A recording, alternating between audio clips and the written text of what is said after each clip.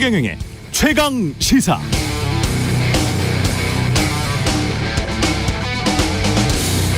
네, 연초에 그런 계산 해보실 겁니다. 지난해 난 얼마를 벌었고 얼마를 세금으로 냈을까? 연말정산하기 전에 지금 한번 확인해 보십시오. 총 연봉에서 얼마를 세금으로 냈고 얼마를 건강보험료, 국민연금으로 냈는지, 내 1년간 근로소득세, 준조세는 정확히 얼마인지, 대기업 과장이나 부장급 1억 원 연봉자라면 대략 연봉의 25% 정도를 떼어갈 것이고, 세금이나 준조세로 세전 연봉이 3, 4억 정도 되는 의사, 변호사들이라면 대략 40%, 그들은 한 50%라고 주장할 테지만 어딘가에서 떼가는 돈일 겁니다. 그런데 법인세는 얼마나 낼까? 세율이 1%포인트 낮아져서 아직도 명목세율은 20%가 넘지만 대기업이 내는 실효세율은 추정입니다. 10% 후반. 이것도 세액공제를 더해주는 방향으로 지금 정부가 가고 있으니까요. 실효세율이 아마도 10% 중반으로 떨어질 수 있을 것 같습니다. 한 해 수조 원에서 수십조 원 버는 한국에서 가장 돈 많이 버는 기업들이 그 정도 낼 걸로 추정됩니다. 그럼 생각해 보십시오. 연봉 3억 원 직장인의 소득세는 40%, 수조 원 버는 대기업의 법인세는 10% 중후반. 이 차이를 사회적으로 어떻게 정당화할 수 있을까요? 딱 하나밖에 없습니다. 고용입니다.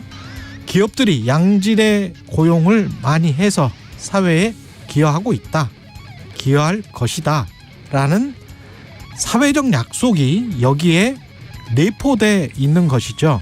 한국 사회가 공짜로 그냥 해주는 게 아닙니다. 이 약속은 꼭 기억하고 나중에 계속 모니터링 해봐야 되겠습니다.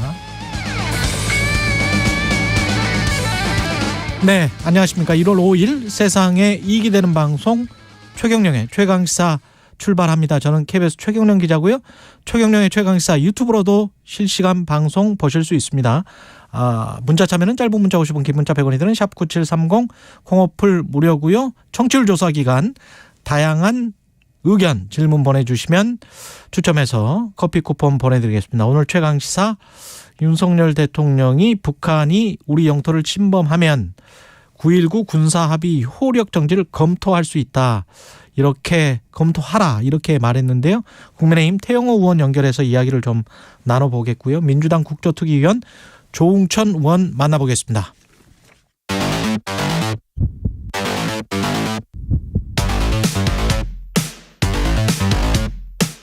오늘 아침 가장 뜨거운 뉴스 언박싱. 자, 뉴스 언박싱 시작하겠습니다. 민동기 기자, 김민하 평론가 나와 있습니다. 안녕하십니까? 안녕하십니까? 예, 세금 많이 내야죠, 애국자는. 많이 벌어야 많이 내는데 네. 많이 벌어야라는 전제에서 조금 마음이 좀 그렇습니다. 그 법인이라는 게 말이죠, 원래 자연인에 대립되는 개념 아닙니까, 법률적으로? 그래서 그렇죠. 우리 같은 사람들은 자연인인데 자연인도 가지고 있는 법적인 권한을 법인한테 준 거예요. 네. 그래서 민사계약이나 뭐 이런 거 쉽게 할 수 있도록 네네. 자본주의 발달하면서 이 법인격이라는 게 현대법에 등장을 했는데, 근데 자연인이 법인이 되고 싶은 심정이죠. 그리고 이 자연인이 예. 법인의 편을 너무 많이 들어주는 분들도 있는 것 같아요. 그러니까 지금은 뭐 세율을 갖고 얘기하셨지만 예. 아예 근본적으로 법인세라는 개념 자체가 틀렸다라고 주장하는 사람도 있거든요. 그렇죠. 보면은 과연 이제 그게 맞을까? 저는 뭐 여러모로 마음이 복잡합니다. 트럼프 대통령 같은 경우도 세금을 한 푼도 안 냈다는 거 아니에요? 그렇죠. 예. 그러니까 본인 법인에서 비용 뭡니까 마이너스가 났다고 해서 네. 그거 가지고 비용 정산하니까 나는 오히려 마이너스더라, 소득이.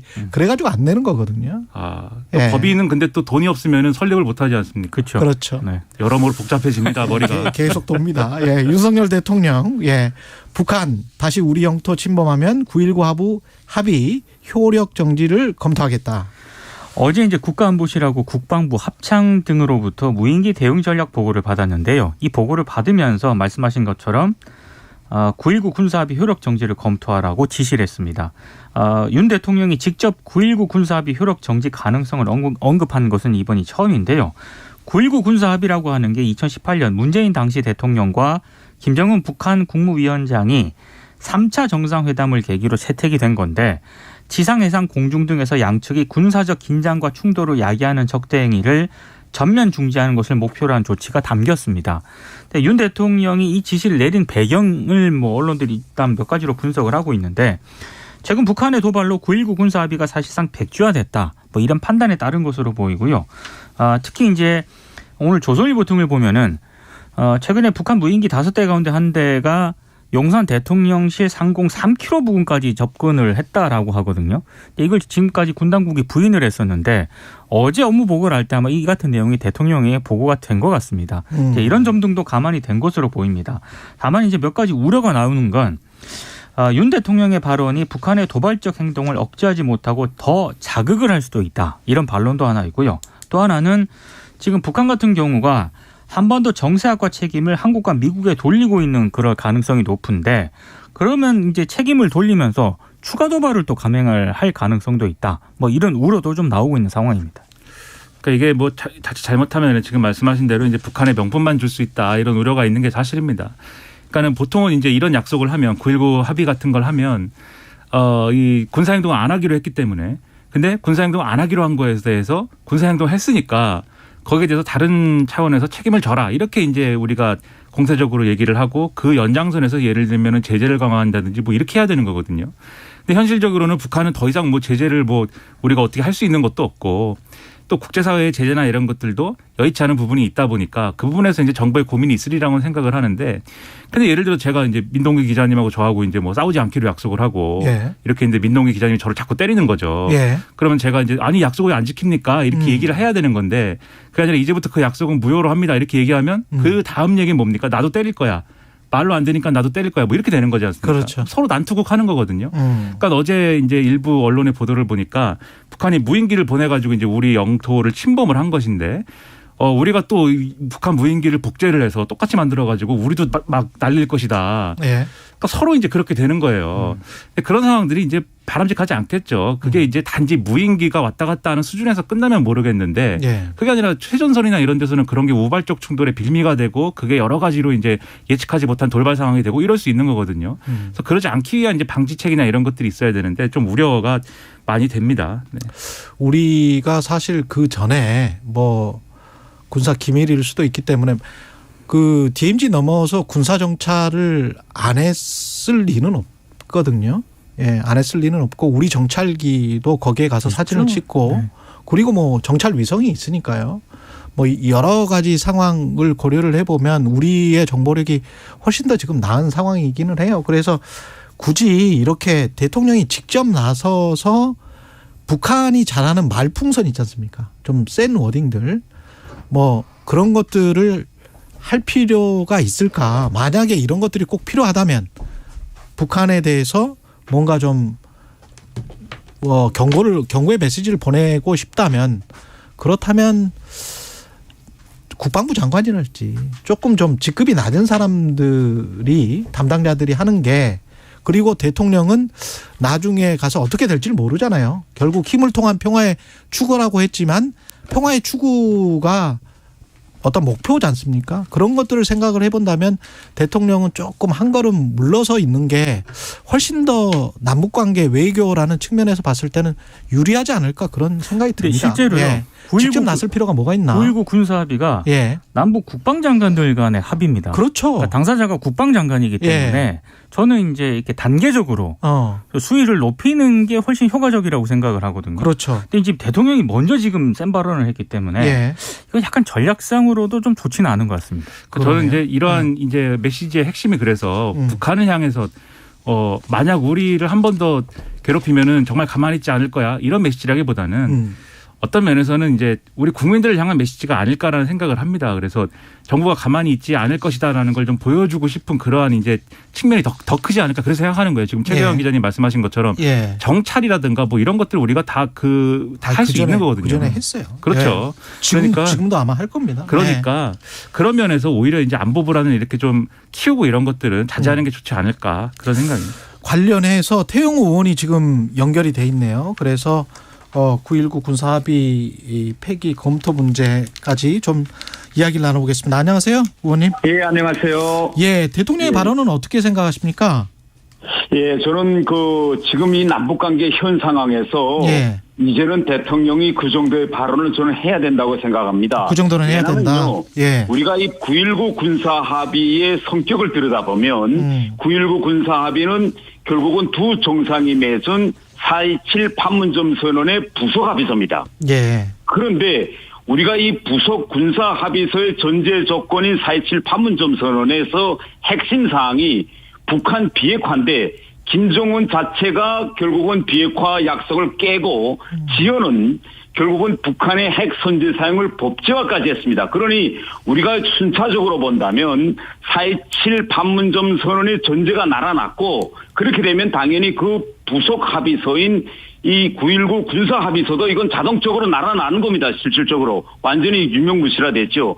그다음에 두 번째 문제는 뭔가 하면 9.19 군사 합의는 결국은 남북 간의 군사적 충돌을 막기 위해서 완충지대를 설치한 겁니다. 그러면 쌍방이 이것을 존중할 때야만이 평화 관리가 되는 거예요. 그런데 결국은 지금까지 1년 동안에 북한이 수시로 군사 합의를 깨고 있기 때문에 지금 현 시점에서 남북관계는 적어도 우리 쪽에서 군 통수권자가 북한의 이런 도발 행위가 지속된다면 우리도 기필코 여기에 돈은 내있을 필요가 없다는 걸 당당히 밝혀야 할 이 시점이 왔다는 겁니다. 저는. 북한은 어떻게 반응할까요? 북한은 당연히 이제 지금까지도 이렇게 이야기했습니다. 9.19 군사합의는 우리가 지키지 않는다. 이렇게 계속 얘기해 왔거든요.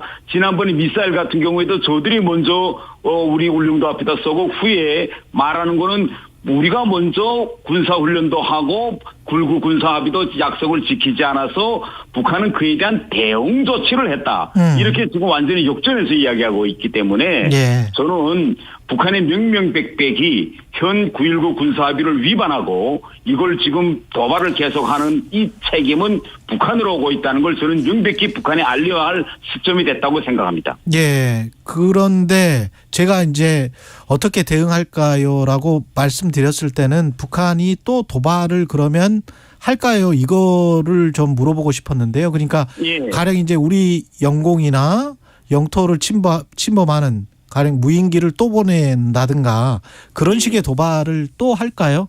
이렇게 네, 이제 대통령이 당연히 또 합니까? 70년간 남북 간의 합의서가 정말 좋은 합의서가 정말 수많이 많이 채택됐습니다. 예. 그런데 그러한 합의서가 채택될 때는 기대감이 대단히 많았는데 예. 뒤돌아보면 북한이 다 깨버렸어요. 그래서 저는 이번 9.19 군사합의도 북한이 지키리라는 담보는 없다고 봅니다. 그렇군요. 그러면 북한 지금 어제 그 북한 리용호 전 외무상이 처형됐다. 알고 보니 뭐 지난해 처형됐다. 일본 요미우리 신문이 보도를 했던데 이게 리용호 전 외무상 같은 경우가 대표적인 협상파 아닙니까? 네, 그렇죠. 예. 그러면 리용호와 외무성 관계자 4-5명이 지금 처형됐다면 요미우리 신문이 맞다면 그러면 이게 북한이 뭐 어떻게 돌아가고 있는 거예요? 협상파들은 다 없애고 뭔가 주전파 쪽으로 가고 있는 겁니까? 어떻게 보십니까 이거는? 네, 저는 일단 우선 어제 이 요미우리 신문의 보도의 사실 여부 예. 이걸 확인해야 되겠는데 예. 이 지금 시점에서 우리가 이걸 확인할 수 없는 그런 그렇죠. 보도 자료다라는 걸 서두에 말씀드리고 예. 그리고 지금 북한이 최근에 있었던 이러한 상황을 들여다보면 좀 여러 가지 심각한 상황이 있었던 것만은 사실입니다. 우리가 다 알고 있는 것처럼 하노이 회담이 결렬됐죠. 예. 그래서 2019년에 북한 외교가에서는 이에 대한 전면적인 조사가 진행됐습니다. 그 조사 결과로 2019년 12월 당 전원회에서 이영호뿐만 아니라 이영호와 동선상에 있는 당 국제부장이었던 이수용도 같이 전격 교체가 됐습니다. 예. 예. 그래서 2019년에 그러면 하노이 회담 결렬 이후에 북한 외교가에서 어떤 일이 있었는가를 우리가 좀 아는 것이 필요한데. 예. 하노이 회담이 2월 달에 결렬되고 김정은이가 북한에 돌아와서 3, 4월 2달 동안 1차적으로는 미국과의 협상 파트를 들여다봤습니다. 여기서 어떤 하자가 없었느냐. 예. 그래서 그때 1차적으로 하노이 회담에 직접 관여했던 사람들이 다 이제 결국은 문책성 인사를 당해서 지방으로 나갔고 그때 당시로서는 이영호는 건재했어요. 그래서 4월 달에 김정은이 러시아 방문을 갈 때 김정은을 측근해서 보자 했거든요. 예. 그래서 1차 조사에서는 견디었는데 하반년에 들어가면서 북한에서 2차, 3차가 조사가 진행됐는데 2차, 3차는 협상 파트가 아니라 주로 경호와 의전 부문을 들여다봤습니다. 그런데 들여다보니 엉망인계였지 또 여기서. 아. 뭐 가령 예. 북한은 일반적으로 최고 존엄이 해외에 나갈 때 예. 사전에 공개하지 않습니다. 예. 아. 그런데 하노이의 경우에는 떠날 때부터 평양역에서부터 열차로 떠난다는 걸 공개하고 성대한 의식까지 하고 떠났습니다. 그러니 열차로 평양에서 또 하노이 갔다는 게 미리 다 드러났거든요. 그때는 뭐 잘 될 줄 알고 뭐 그랬으니까. 그렇죠. 예. 그렇죠. 그러면 이런 상황이었다면 일단 실무진에서는 열차 노선을 언론이나 정보계에서 확인할 수 없는 노선을 정해야 되는데 너무 빤대로만 노선을 정했어요. 그래서 하노이 도착도 하기 전에 김정은이 우리가 다 본 것처럼 담배 피우는 사진이 공개됐거든요. 그 뭐 처형할 명분을 뭐 이리저리 찾을 수는 있을 것 같습니다만은 예. 그건 뭐 북한 사정이고요. 근데 이제 북한에 이제 놀린 것 같고 근데 이렇게 이제 처형을 하면 북한 엘리트층을 처형을 하면 제가 궁금한 거는 그 김정은과의 관계가 어떻게 설정이 됩니까? 바로 북한 엘리트층이 무력화되고 다른 사람이 채워집니까? 아니면은 그런 풀도 한정돼 있을 것 같은데 어떻게 생각하세요? 물론 이영호 정도의 이제 협상 베테랑 같은 인물을 찾기는 쉽지 않을 겁니다. 예. 이 협상력이라는 건요, 한 해, 2해 정도 해보고 이게 형성되는 게 아니거든요. 그렇죠. 이영호 같은 경우는 정말 1990년대부터, 제네바 94년도 제네바 미국 핵 협상 때부터 이걸 주도해온 사람인데, 이 사람을 물리치고 그에 대응한 그런 협상가를 찾기는 힘들 거라고 저는 생각하고, 다른 하나는요, 예. 지금 이게 북한 엘리트층에 주는 충격이 뭔가면, 김정은과 이영호는 가문적으로도 아주 특수한 연고입니다. 아, 그래요? 네, 왜냐하면 이영호의 부친이 김정일에, 그러니까 김정은이 어릴 때 예. 김정일 그 집에서 거의나 이제 집사와 같은 역할을 했습니다. 우리로 말하면 뭐 청와대 비서실장이랄까 아니면 뭐 총무비서관이랄까. 그러니까 북한에서는 3층 서기실 비서실장이라고 하는데 김정일에 실장을 했거든요. 그래서 김정은이 어릴 때 예. 김정은이 그 생모 고영이와도 아주 특수한 관계에서 결국은 돌봐준 이런 사람이었거든요. 일종의 집사였군요. 집사. 그렇죠. 네. 그래서 정말 이런 배경으로 이영호가 외무상 자리까지 승진한 겁니다. 이게 대북 전략 측면에서는 좀 달라질까요? 만약에 이영호나 그 동료들이 처형이 됐으면 제가 아까 말씀드린 것처럼 더 강경하게 북한은 갑니까? 어떻게 보세요? 그 예측을? 뭐 최종 결정권자인 김정은이 어떤 이제 전략을 취하는 것도 많이 관련되겠지만 예. 한동안은 미국과 북한 사이에 대단히 강대강으로 갈 수 있는 그런 가능성이 많습니다. 왜냐면요. 예. 이렇게 협상파를 치면 협상파에 속했던 사람 또 그런 협상을 하고 싶은 속생각을 가지고 있던 그런 라인이 다 위축되거든요. 예.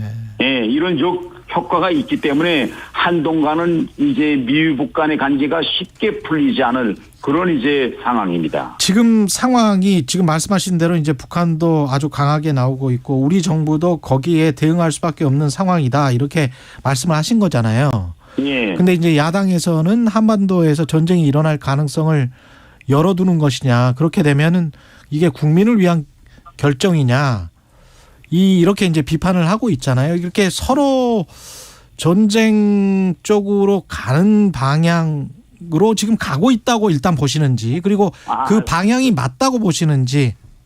저는요. 네.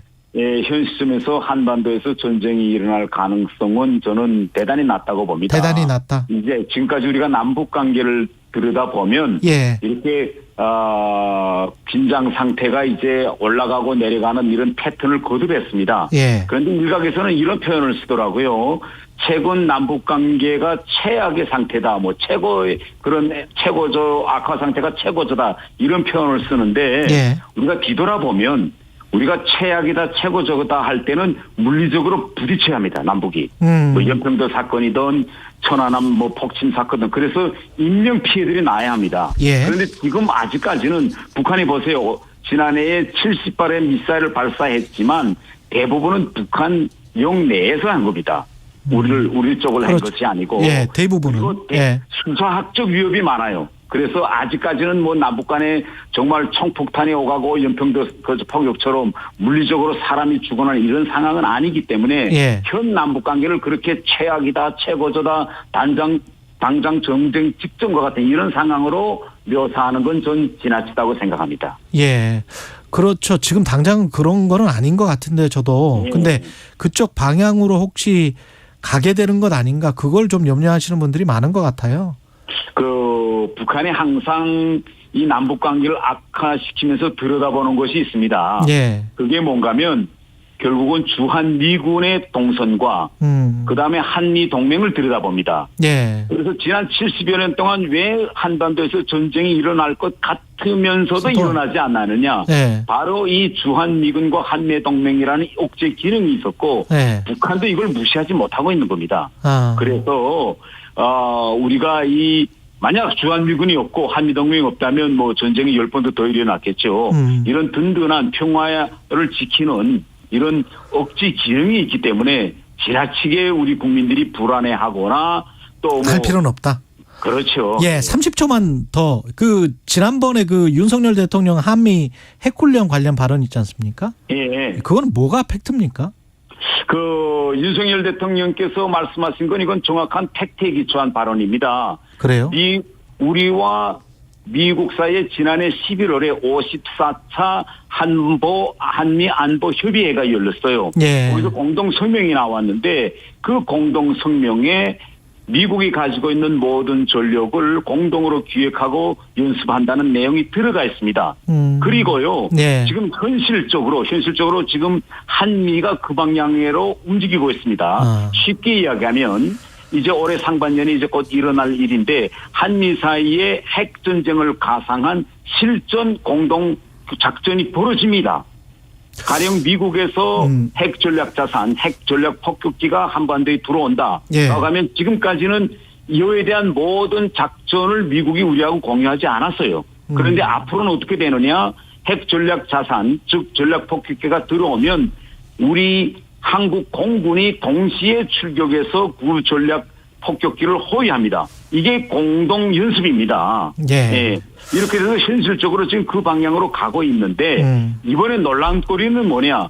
기자가 바이든 대통령에게 핵 전쟁 연습, Joint Nuclear Exercise라고 물어본 겁니다. 예. 이거는 개념이 전혀 다른 거죠. 예. 예. 그래서 그러면 뭐 일각에서 그러면 누가 진실을 이야기하느냐, 바이든 대통령이냐, 윤석열 대통령이냐 이런 질문들을 많이 제기하시는데 예. 윤석열 대통령도 팩트를 이야기했고 바이든 대통령도 팩트를 이야기한 겁니다. 알겠습니다. 여기까지 듣겠습니다. 외통위 여당 간사 맡고 계신 태영호 국민의힘 의원이었습니다. 고맙습니다.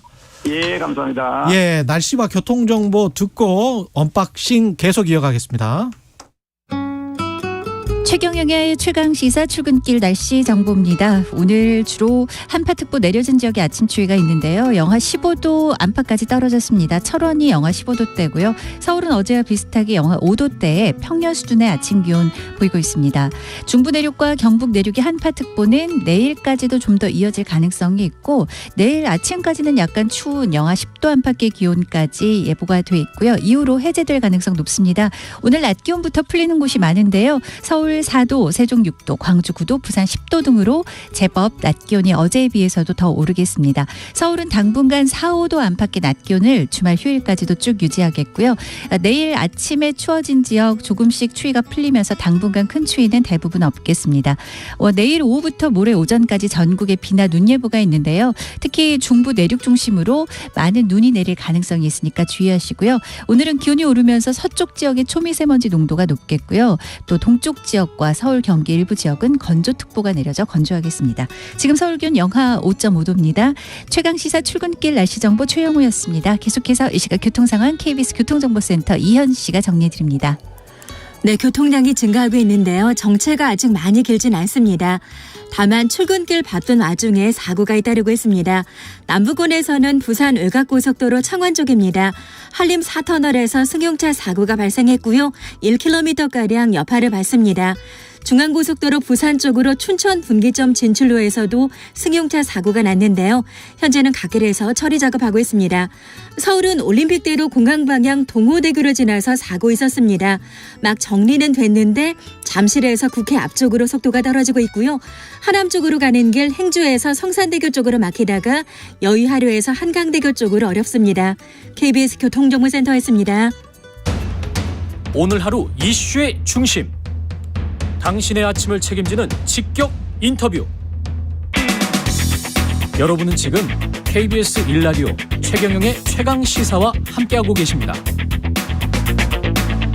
네, 최경영의 최강시사 뉴스 언박싱 민동기 기자, 김민아 평론가와 함께 진행하고 있습니다. 이태원 참사 국정조사의 첫 청문회가 열린 소식 전해주시죠. 네. 어제 책임자들이 좀 책임 떠넘기기에 급급한 모습들을 많이 보여가지고요. 예. 어제 청문회 보신 분들이 많이 답답하셨을 것 같습니다. 이를테면 뭐 기동대 지원 요청을 했네 안 했네 이 논란도 있었고, 김광우 서울청장 같은 경우에는 경찰 대처와 관련해서 인파 밀집에 따른 안전사고 위험성 제기가 없었기 때문에 그래서 마약과 범죄 예방에 초점을 둘 수밖에 없었다 이렇게 얘기를 했고요. 그리고 어제 이제 언론들이 많이 주목을 했던 그런 부분은 윤희근 경찰청장이 참사 당일 음주 사실을 이제 공식적으로 시인을 했습니다. 예. 이제 그러면서 좀 책임성 있는 어떤 그런 발언을 한 게 아니라 주말 저녁이면 음주를 할 수 있다 그런 것까지 밝혀야 하느냐 좀 불편한 기색을 좀 내비치기도 했는데요. 그동안에는 그럼 왜 숨겨왔어요? 그러니까요. 네, 어제 주말에 음주를 할 수 있다고 하면 그러면 그냥 음주를 했었다라고 그때 그럼 말하면 됐었던 거 아닙니까? 근데 음주를 본인이 그렇게 생각했으면? 했다라고 이렇게 단순히 얘기하기에는 예. 어제 청문회에는 유가족분들도 있었습니다. 그렇죠. 그래서 이 발언이 적절하지는 않았던 것으로 일단 보이고요. 초기부터 계속 숨겨왔잖아요. 그 본인의 동선이나 네. 그 뭘 했었는지와 관련해서. 그리고 일단 어제 또 도마에 오른 의원이 한 분 계신데 예. 국민의힘 전주의 의원이거든요. 네. SBS가 이건 보도한 내용인데 어제 전주의 의원이 청문회가 진행 중인데 국회에서 30km 정도 떨어진 서울 강동 아트센터 대극장에서 열린 강동구청 신년 인사회에 참석을 했다라고 합니다. 전 의원은 지난해 말 국민의힘 강동갑 당원협의회 조직위원장으로 선임이 됐는데 일단 20분 정도 행사장에 머물렀고 오후 청문회 1차 질의가 끝날 무렵인 오후 4시를 넘어서 국회로 돌아왔습니다. 순서를 바꿔서 질의를 충분히 했기 때문에 국조특위 위원 활동에는 전혀 지장이 없다. 어제 본인은 이렇게 해명을 하긴 했습니다만 약간 좀 이렇게 해도 되는 것인가라는 저는 의문이 좀 듭니다. 국정조사보다 본인이 맡은 조직 그 강동구 그게 더 중요하다. 이렇게 판단한 것이겠죠. 네. 지금 뭐 전주의 의원은 뭐 이동 중에 영상으로 뭐 지켜봤기 때문에 뭐 그렇게 할 수 있다라고 주장을 했는데 이 보도에서는. 예.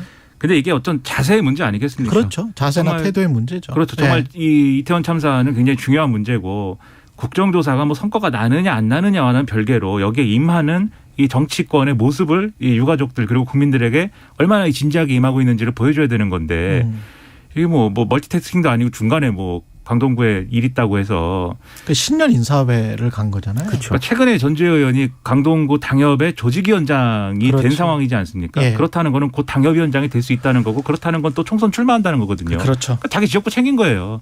그럴 때였나 의문이고 그리고 어제 이제 상황 보면서 답답하셨을 거라고 말씀하셨는데 다 이제 이 언론 보도를 통해서 이 영상도 보고 언론 보도도 보고 했습니다만 언론 보도를 통해서 유가족들에게 그리고 이태원 참사를 막지 못한 거에 대해서 정말 유가족들에게 죄송하다랄지 이런 말씀하신 분은 그 자리에 현장에 있었던 후방관 맞아요. 정도예요. 지금 윤희근 경찰청장이나 김강호 서울청장의 경우에는 뭐 의례적인 얘기를 했을지 몰라도 나 술을 먹은 거에 대해서 내가 꼭 얘기를 해야 되냐 이런 식의 얘기들을 쭉 한 거지 않습니까? 근데 술을 당연히 경찰청장이라고 주말에. 그렇죠. 예. 술을 먹지 말아야 된다는 법은 없지만 적어도 이런 상황이 됐으면 그날 집회도 있었고 이태원이 헬로윈 이런 이 일정도 있었고 했다면 지금 생각해 보면 술을 먹지 말았어야 되는데 아니했다. 이 정도 얘기해야 되는 거 아닙니까? 그렇죠. 그리고 김강호 서울청장도 이 요청이 없었다고 하더라도 서울청 차원에서 대책 마련하고 거기에 대응했어야 했다. 그런데 그러지 못한 거에 대해서 정말 책임이 있는 것 같다. 이렇게 얘기를 했어야 되는데 뭔가 책임이 없다고 하는 얘기들만 쭉 한 것처럼 지금 느껴지는 거예요. 실제로도 특수본이 행안부나 서울시의 참사 책임 묻기 어렵다 이렇게 잠정 결론을 내린 것 같습니다. 그러니까 그런 보도도 지금 나오고 있는데요. 예. 일단 이렇게 결론을 내린 이유가 재난 및 안전관리 기본법에 따라서 중앙행정기관인 행안부하고 광역자치단체인 서울시에는 참사 책임을 묻기 어렵다 이렇게 판단을 했다는 겁니다. 이게 저도 뭔가 하고 좀 자세히 보니까 재난안전법 같은 경우에는 광역자치단체가 재난에 대한 응급조치 책임을 지는 경우를요. 인명 또는 재산의 피해가 매우 크고 광범위한 경우 또 하나는 재난이 둘 이상의 기초자치단체에서 발생한 경우 이렇게 규정을 하고 있는데 특수본의 판단은 이번 이태원 12구 참사 같은 경우에는 여기에는 해당하지 않는다 이렇게 결론을 내린 겁니다. 그러니까 서울시의 책임을 묻기 어려우니까 당연히 상급기관인 행안부도 처벌하기 어렵다 이렇게 잠정 결론을 내렸기 때문에 이번 이태원 참사 책임은 일단 용산경찰서, 용산구청, 용산소방서 등 이른바 1차 책임 기관으로 한정이 될 가능성이 굉장히 커졌습니다. 그러니까 수사를 충실히 한 결과 이런 결론이라고 하면은 그것도 받아들여야 되겠지만 지금 법리 검토의 내용을 중심으로 해서 보도가 되고 있지 않습니까? 그렇죠. 말씀하신 대로. 근데 이 법리 검토하는데 그렇게 오래 걸릴 일도 아니고 이 정도 내용이라고 하면 진작에 결론을 내리고 다른 방향의 수사를 한다든가 그랬어야 되는 것 같은데 구체적으로 수사가 어떻게 진행되는지를 하나하나 따져볼 수는 없는 것이니 여러모로 이제 의문입니다만 어쨌든 이렇게 되면은 결국은 이제 윤석열 대통령이 조선일보 인터뷰에서 그 얘기를 했거든요. 이상민 장관에 대해서 정무적 책임이라도 물어야 되는 거 아니냐라는 얘기에 대해서 정무적 책임도 책임이 있을 때 묻는 것이다. 라고 답을 했단 말이에요. 그러니까 사법적 판단이 나와야 된다. 그렇죠. 그렇죠. 그러니까는 지금 보면은 책임이 없지 않습니까? 그리고 윤석열 대통령은 또 신년 개각은 없다 이렇게 얘기를 했다는 보도거든요. 그렇죠. 이상민 장관은 이제 유임이라고 할까요? 직을 지키는 것이고 그럼 더불어민주당은 또 탄핵한다고 그러고 이런 상황이 이제 되는 거죠. 예. 윤석열 대통령은 안철수 의원의 부부를 관저에 초청을 한다라는 거죠, 지금. 이 기사가 좀 이상한 것 같습니다. 예. 그러니까 초청을 받았다가 아니고요. 안철수 의원 측 관계자가 일부 기자들한테 윤석열 대통령과 김건희 여사가 지난 2일 청와대 영빈관에서 열린 신년 인사회 도중에 예. 안철수 의원에게 관저 초청의 뜻을 밝혔다. 그리고 김건희 여사는 부부가 함께 만나면 좋겠다는 취지로 안철수 의원에게 말했다고 한다. 지난 신년 인사회 때. 네, 예. 그러니까 우리를 곧 초청을 할 것이다. 이런 보도거든요. 그러네요. 그러니까 이 지금 윤 대통령의 관저 정치가 굉장히 좀 주목을 받고 있고 국민의힘에서는 매우 민감하게 반응을 하다 보니까 예. 이걸 미리 우리는 초청을 받았다. 지금 이렇게 보도가 되는 양상입니다. 일이 이렇게 되고 나서 초청을 안 받으면 좀 부끄러워서 어떡하나. 그러니까 그 부분이 사실은 핵심인 것 같아요. 예. 그러니까 안철수 의원은 지금 뭔가 노선적으로는 예. 윤석열 대통령과 소위 말하는 윤핵관이라고 하는 사람들과는 내가 다르지만 예. 관계가 지금 안 좋은 건 아니다. 윤석열 대통령도 상당히 나하고 가깝다 이런 걸 이제 얘기하고 싶은 건데 예. 이렇게 되면 자연스럽게 초청 안 받은 사람은 뭐가 되냐 이렇게 되는 거거든요. 예. 그게 이제 나경원 전 의원 같은 그렇죠. 경우죠. 예. 공개적으로 이제 방송에서 나는 초청 안 하더라 이런 얘기를 하지 않았습니까? 예. 근데 그러지 않아도 친윤계 일부에서는 나경원 전 의원 출마를 지금 막으려고 하는 거잖아요. 이게 우리말로 하면은 주저앉히려고 하는 거 아니겠습니까? 이게 결선 투표가 어떻게 돼? 결선 투표 결과 1등, 2등이 누가 진출할지를 한번 상상을 해봐야 되는데 김기현 의원 그다음에 나경원 전 의원 이렇게 진출해버리면 나경원 전 의원이 될 확률이 굉장히 높아질 거라고 그렇죠. 저는 보거든요. 네. 근데 김기현 의원, 안철수 의원 이렇게 진출하는 경우에는 이건 김기현 의원 입장에서 좀 해볼 만하지 않겠습니까? 예. 그런 것까지 다 고려한 어떤 여러 가지 이 암수들이 이 말 속에 막 숨겨져서 오가고 있다. 이게 이런 지금 내용을 보여주는 거예요. 나라마다 문화가 다르기 때문에 명확하게 그리고 사람마다 달라요. 왜 우리가 밥 한 번 먹자라고 했었을 때 어떤 사람은 진짜로 그거를 밥 한 번 먹자라고 받아들이는 건데 어떤 사람은 뭐 시간이 있으면 언제 되면 밥을 한번 먹자라는 그런 의미로 쓰는 경우가 꽤 있죠. 한국인들 같은 경우에 그 밥 한번 먹자인 건지 아니면 뭐 러시아 사람들이랄지 뭐 유럽 사람들 중에서는 밥 한번 먹자가 굉장히 중요한 의미라고 하더라고요. 그런 의미인 건지 모르겠습니다. 근데 여의도 정치라는 예. 게 전자의 의미로 말했다고 해도 예. 후자라고 다들 우기면 후자가 되는 그렇게 거거든요. 되는 겁니까? 네. 그런 효과를 노리는 예. 측면이 있다. 이렇게 생각이 됩니다. 그리고 전장현 전국장애인 철폐 연대 면담 요청에 오세훈 서울시장이 만나지 못할 이유가 없다. 예, 이렇게 말을 했다네요. 어제 예. 오후에 SNS에서 짧게 그렇게 얘기를 했거든요. 그래서 그렇습니다. 일단 전장형이 지하철 승하차 시위를 19일까지는 중단을 하기로 했다라고 하는데 예. 면담을 통해서 좀 생산적인 얘기가 좀 나왔으면 좋겠습니다. 그랬으면 좋겠습니다. 여기까지 듣겠습니다. 뉴스 언박싱 민동기 기자 김민아 평론가였습니다. 고맙습니다. 고맙습니다.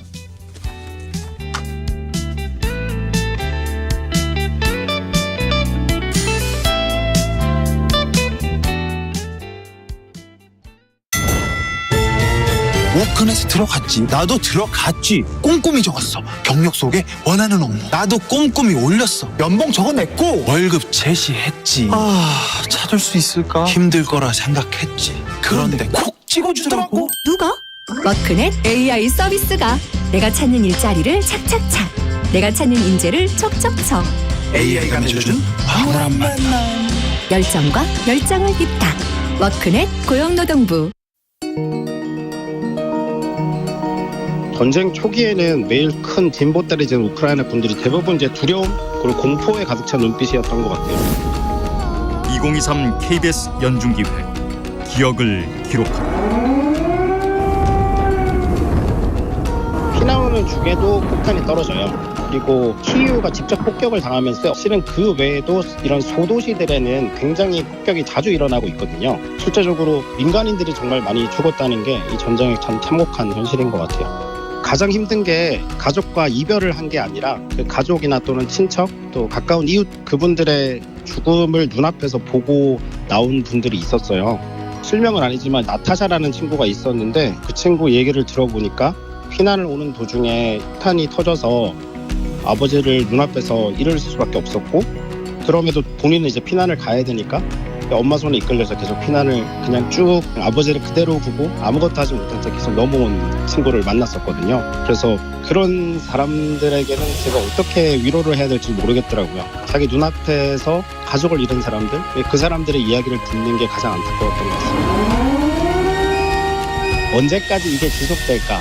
또 이게 과연 우크라이나만의 문제인가? 이런 비슷한 상황들이 아시아에서나 또 우리나라에서 여전히 일어날 수 있지 않을까 이런 것을 할 때 그런 것들이 약간 심리적인 위협이 됩니다.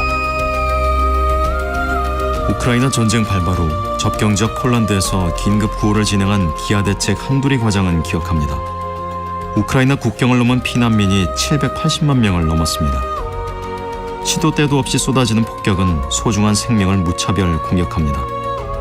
멈추지 않는 죽음의 공포, 참혹한 전쟁이 사라져야 할 이유입니다. 당신과 대한민국의 기억, KBS가 기록합니다.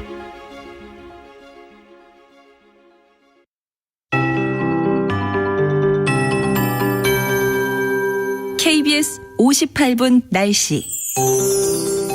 1월의 5번째 날 서울은 어제와 비슷하게 영하 5도대 평년 수준의 아침 추위를 맞이했습니다. 하지만 아직도 한파특보가 해제되지 않은 중부 내륙과 경북 내륙 중심으로는 영하 10도에서 영하 15도 사이까지 기온이 떨어져 있는데요. 내일 아침도 영하 10도 안팎의 추위가 예상됩니다. 오늘보다 기온은 오르겠지만 내일 아침 추위가 좀 더 있을 수 있겠고요. 이후로 오늘 낮부터 기온이 먼저 풀리는 지역도 많아지겠고요. 내일은 절기 소환이긴 하지만 한파특보도 서서히 해제될 가능성이 아주 높아졌습니다.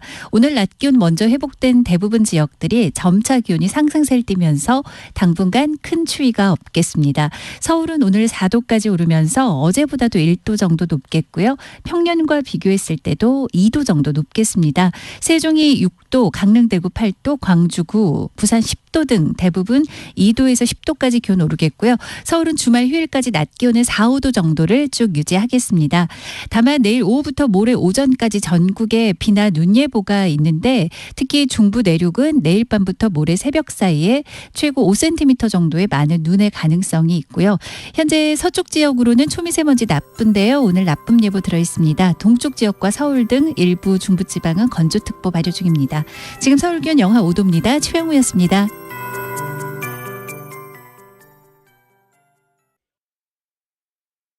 정성을 다하는 국민의 방송 KBS가 8시를 알려드립니다.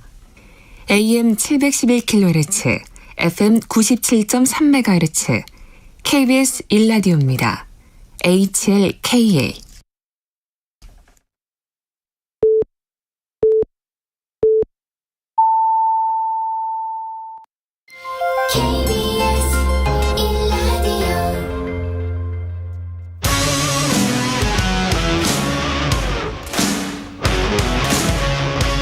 오늘 하루 이슈의 중심 최경영의 최강 시사. 어제 드디어 특수본에서 지금 용산자 들어가시는 분들만 수사하고 책임 묻고 끝내겠다라는 취지로 아마 하는 것 같습니다. 그러면 윤희근 증인 정무직이죠? 네. 정무직 책임 있죠? 네, 무슨 말씀인지 알겠습니다. 네. 그날 서울 비우셨고 저 밑에 저 수하들 많은 지금 고쳐 겪고 있고 제가 보기에는 특수본이 현장에서 한 명이라도 더 살리려고 몸을 아끼지 않고 노력한 사람들 잡으려고 지금까지 수사해 왔습니다. 조직 재정비하고 지금 제대로 시스템 갖추려면 증인 책임져야 되지 않습니까? 어떻게 생각하세요? 자리에서 물러날 용이 없습니까? 지금이라도? 의원님 말씀 취지를 충분히 고민하겠습니다. 의원님 말씀 취지를 충분히 고민하겠다. 윤익은 경찰청장 이야기였는데 월간 조응천의 좋은 정치, 정치권의 미스터 쓴소리 더불어민주당 조응천 의원과 함께 현안을 살펴보기 전에 어제 국조특위 첫 청문회에서 나온 클립을 잠시 들려드렸습니다. 어제 첫 청문회 굉장히 힘드셨을 것 같아요. 예. 좀 늦게 끝나기도 했고요. 밤 11시까지? 예, 뭐 11시 다 돼서 끝났습니다. 다 돼서. 예. 그리고 저 주어진 시간 안에 어쨌든 뭐 저 자꾸 저 답변을 회피하거나 끌거나 뭐 저 산으로 올라가려고 하는 거 끄집어 내려가지고 제대로 하려고 하다 보면 시간이 넘고 해서 그렇죠. 뭐 뒤에 또 유족들이 계속 있으시면서 유족들 반응은 어땠습니까? 그 유족들 뵈면은 정말 억장이 무너지죠. 그냥 유족들께서는 이제는 뭐 좀 체념하신 것 같기도 하지만은 그분들이야 사실 뭐 자식을 잃은 분한테는 무슨 말을 하겠습니까? 그런데 저희들이 보기에도 그 공직자들이 저렇게 무책임하고 또 저렇게 나만 살면 돼라는 각자의 그런 굳은 생각으로 나와가지고 저렇게 빠져나가려고 하는데 그 지켜보는 마음이 오죽하시겠어요. 그러니까는 막 탄식하시고 어떨 때는 흐느끼시고 하시는데 그 참 뵙는 게 너무 송구스럽습니다. 윤희근 총장 같은 경우에는 참사 당일에 술 마신 거를 인정을 했는데 그 전부터 이제 언론에서 그 거의 마신 것 같다 뭐 이런 지금 스케줄상 보면 근데 이제 본인은 계속 시인을 안 하다가 뭐 주말이어서 마실 수 있는 거 아니야 그런 식으로 이제 답변을 하더라고요. 술 마셨냐 안 마셨냐 그게 중요한 게 아니고요. 그렇죠. 제가 그걸 물은 취지는 뭐냐면은 어쨌든 그 13만 경찰 조직의 수장 아닙니까? 군대와 더불어 총칼을 가진 중군사 조직입니다. 국민의 생명과 안전을 책임지는 조직이지요. 그렇죠. 그 얼마나 많은 세금이 들어갑니까? 이럴 때 정말 유용하게 움직이라고 우리가 유지하고 있는 조직이잖아요. 근데 그날 목통이 됐어요. 불러도 오지 않았습니다. 거기에 수장이 서울을 비웠습니다. 그러면 그 경찰청의 사람들은 자기 수장이 어디 가 있는지 알았냐? 몰랐습니다. 그게 이해가 안 되는 거죠. 그렇죠. 저만 하더라도 제 스케줄상에 없는 곳에 가 있으면 꼭 얘기합니다. 나 지금 어디 가 있고 언제쯤 들어간다. 예. 그걸 얘기하지 않았던 걸 너무나 떳떳하게 얘기합니다. 저는 전국이 제 관할입니다. 그러면 비상연락망 같은 거는 가동을 해야 될 거 아니냐. 예. 휴대폰이 제 옆에 있습니다. 우리 군대에 있을 때 통신 축선상에 있으라고 그러잖아요. 예. 휴대폰이 있기 때문에 예. 그게 통신 축선이다. 이렇게 얘기를 합니다. 그런데 당일날 경찰청 상황관리관이 연락을 3번을 합니다. 예. 2번을 놓쳤습니다. 그렇죠. 문자 한 번 놓치고 전화 한 번 놓치고 3번째 자정이 넘어가지고 통화가 됐거든요. 제일 늦게 알았습니다. 이 양반이. 그렇죠. 그랬으면 당신 도대체 어떤 상황이길래 이렇게 늦게 알았냐. 경찰의 총수가. 예. 어떤 상태였는데 그걸 좀 알아야 되지 않겠습니까? 그렇죠. 그래야 직무를 유기했던지 혹은 정부적인 책임이 얼마나 있는 건지 많은 건지 그걸 가늠을 할 수 있지 않겠습니까? 제가 무슨 스토커도 아니고 호사가도 아니고 술 먹었는지 말았는지 제가 무슨 관심이 있겠습니까? 어떤 상태에 있었길래 그랬냐. 그거 알기 위해 가지고 근데 휴일날 저는 술 먹으면 안 됩니까? 얼마나 술 먹었는지 내가 그걸 꼭 밝힐 필요가 있습니까? 전 아연실색하지 않을 도리가 없었습니다. 아까 그 청문회 도중에 그 말씀하신 거 있잖아요. 용산차 들어가는 사람들만 책임지게 한다. 그게 아마 이제 이임재 전 용산경찰서장하고 김강호 서울경찰청장도 서로 간에 지금 모순되는 발언들이 기동대 파견 요청을 두고 지금 진실공방을 벌이고 있잖아요. 거기다가 용산 소방서장 구속영장 신청했다가 기각됐죠. 검찰에서 재지휘를 했잖아요. 그다음 다시 재신청을 할지 말지는 모르겠는데 아니 어저께 유해진 소방관이 나와가지고 너무 외로웠다. 통제가 안 돼서 소방관이 정말 할 수 있는 일이 별로 없었다. 그러니까 현장의 소방관은 책임을 훨씬 더 느끼는 상황이고. 그렇죠. 그러니까 소방뿐만 아니고 경찰이라든가 모든 행정력이 동원이 돼서 인파의 접근을 막고 또 교통 흐름을 원활하게 하고 또 저 바디캠 같은 거는 그때 너무 그러니까 전부 다 핸드폰으로 통화를 하고 하느라고 이게 그렇죠. 통신이 안 됐거든요. 이런 것도 통제를 해주고 해서 적절하게 구호 활동이 될 수 있도록 다 도와줘야 되는 거거든요. 근데 경찰이 28번이나 불렀고요. 28번? 네. 유해진 소방관이? 네네네. 그리고 소방청 119 센터에서는 8번을 불렀습니다.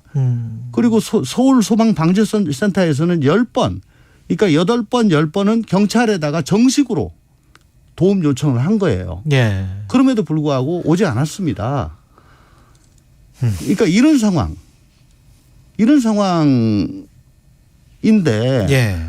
도대체 움직이지 않은 그러면 용산서장이 그걸 안 움직였을까요? 용산 소방서장이 그거 오지 말라고 그랬을까요? 아니 그거 돌아가지고 가느라고 5분 늦었다. 이거 가지고 지금 구속영장을 하고 있잖아요. 근데 그 아비규환 아수라장인 상황 그거 누가 책임져야 될까요? 그거는 제가 보기에는 이런 상황은 중통단이라고 중앙통제단을 소방청장이 설치를 합니다. 그런데 소방청장은 좀 와주세요 경찰. 요청밖에 못합니다. 근데 와라. 경찰 와라. 라고 하는 건 중대본이 해야 됩니다. 중앙사고대책본부. 그때 중대본의 설치가 그때 안 됐죠. 안 됐죠. 2시 반 넘어가지고 총리가 있습니다. 새벽에. 그래서 저희가 이상민 장관한테 왜 중대본 설치 안 했냐니까 총각을 다투는 상황이 아니었다라고 정말 환장하는 얘기를 합니다. 왜 총각을 다투는 상황이 아니었냐. 했더니 거기는 긴급 구조가 총각을 다투는 상황이었지. 나머지는 현장 지휘관이 알아가지고 할 일이다. 근데 제가 보기에는 어제 그래서 남아영 그 소방청장 직무대리라든가 소방의 가장 최고 지휘자들 거기다 유해진 소방관까지 당신네들 소방력으로는 이 교통정리가 안 되는 부분이 있었지 않냐. 그것 때문에 현장 구조가 힘들었지 않냐. 그래서 중대본이나 중수본 중앙사고수습본부 이런 것들이 있어서 협조 요청이 아니고 경찰 빨리 와. 응급의료 빨리 와. 명령을 했어야 된다. 명령 지휘. 이게 있어야 되지 않냐.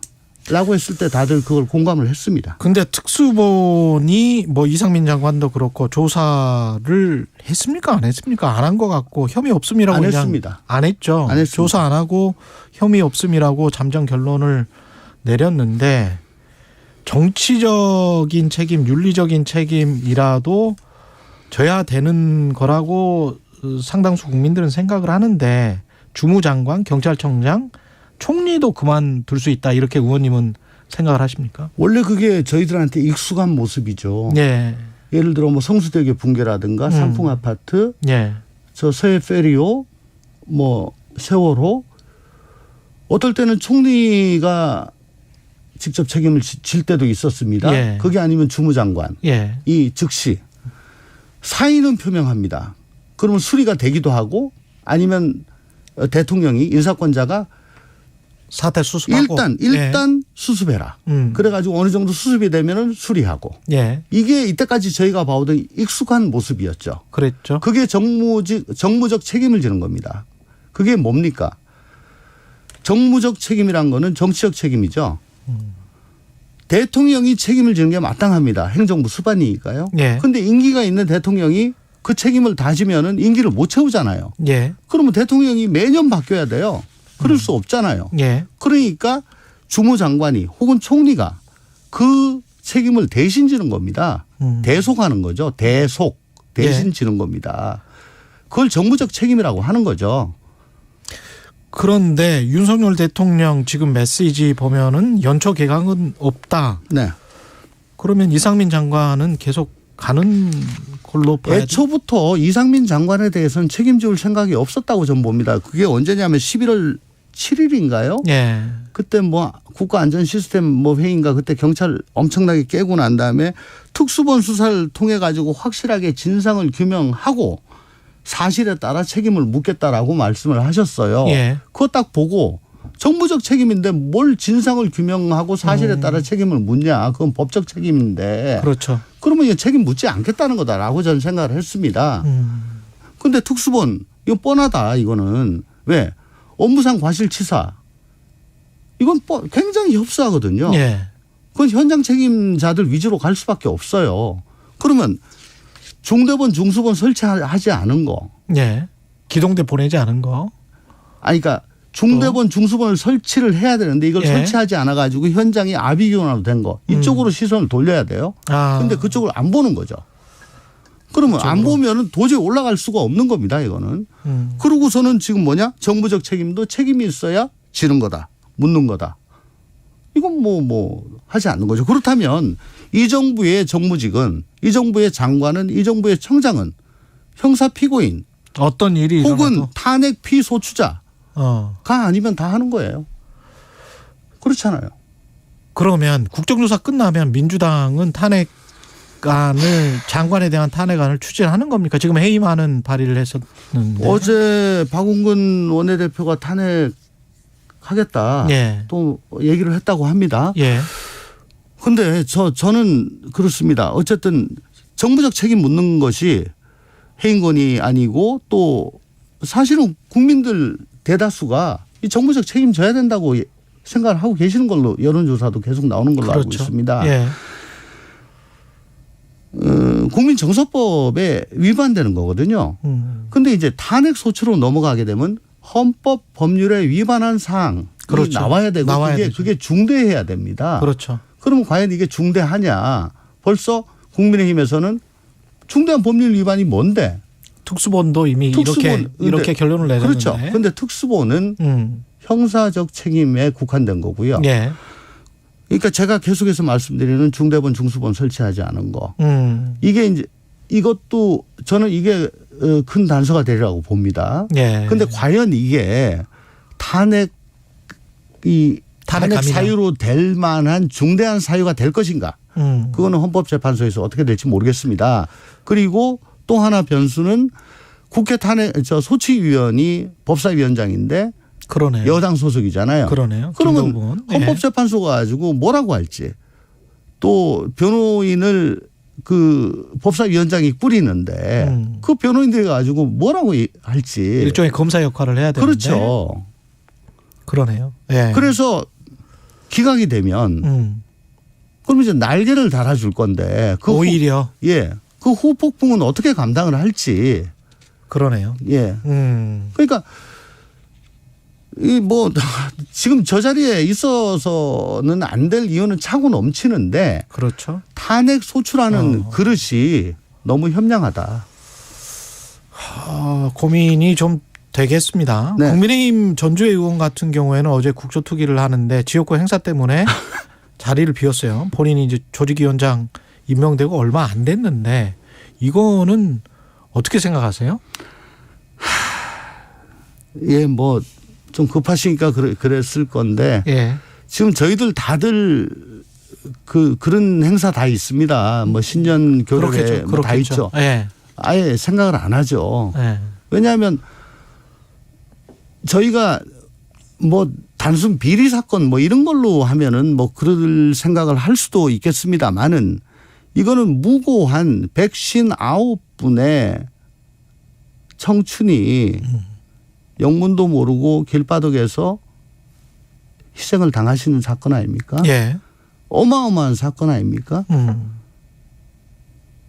그 희생 앞에서 정치적 유불리를 따진다는 거는 저는 그거는 조금 상상을 못 하겠습니다. 내일은 이상민 장관 나오고 오세훈 서울시장 나오잖아요. 네. 예, 청문회에서 주로 중점적으로 따져야 될 부분이 어떤 걸까요? 우선 장관 두 분 나오시니까 장관 두 분이 특히 이상민 장관 지금 뭐 법적으로 완전 무결하다고 하시니까 과연 완전 무결한지 특히 이상민 장관 한번 따져봐야 되겠고요. 복지부 장관도 역시 마찬가지입니다. 정부직들. 그리고 오세훈 시장은 광역단체는 지금 재난안전법상 기초단체를 지원하는 정도의 역할만 지금 돼 있습니다.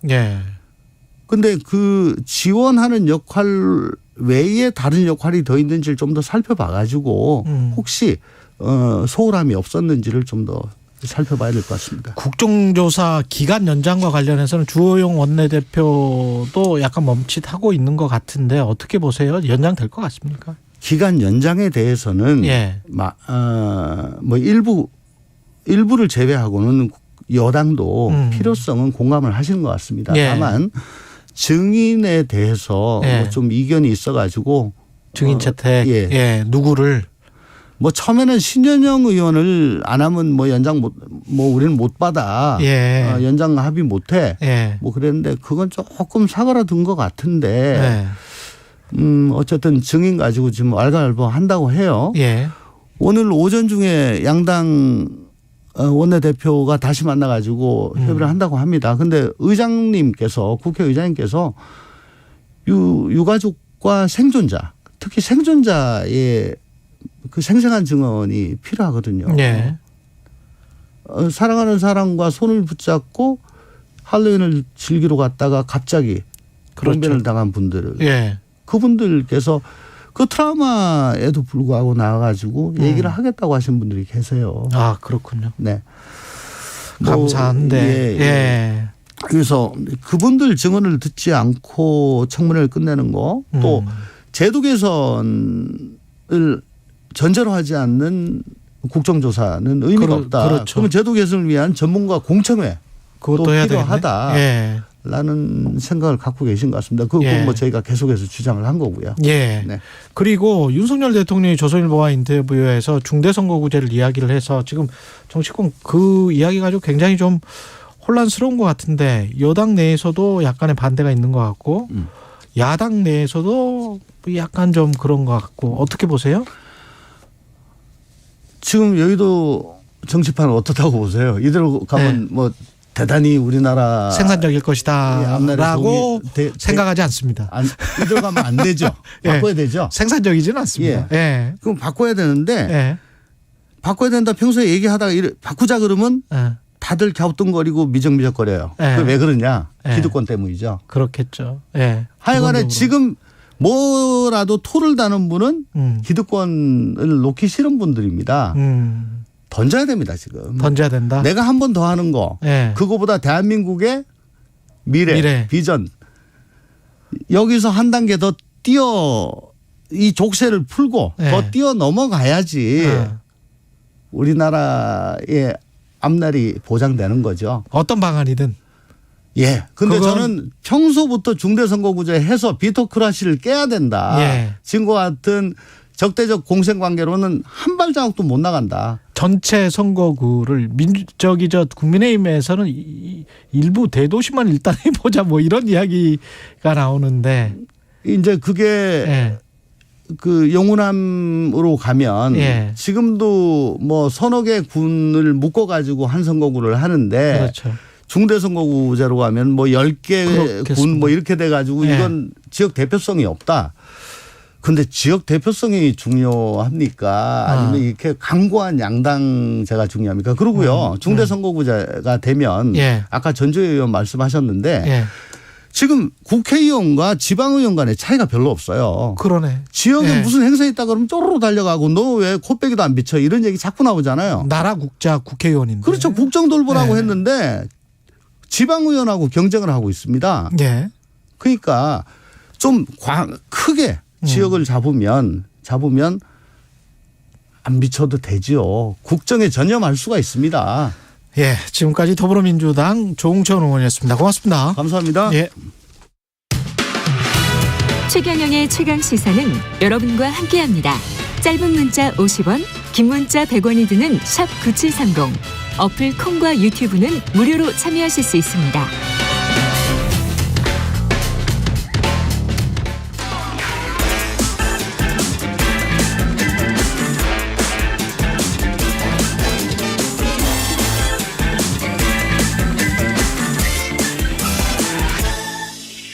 네, 한 번 더 뉴스 시간입니다. 오늘은 한국경제신문 최영찬 기자와 함께합니다. 안녕하십니까? 안녕하세요. 예, 개정된 교육과정에서 5.18 민주화운동이 빠졌습니까?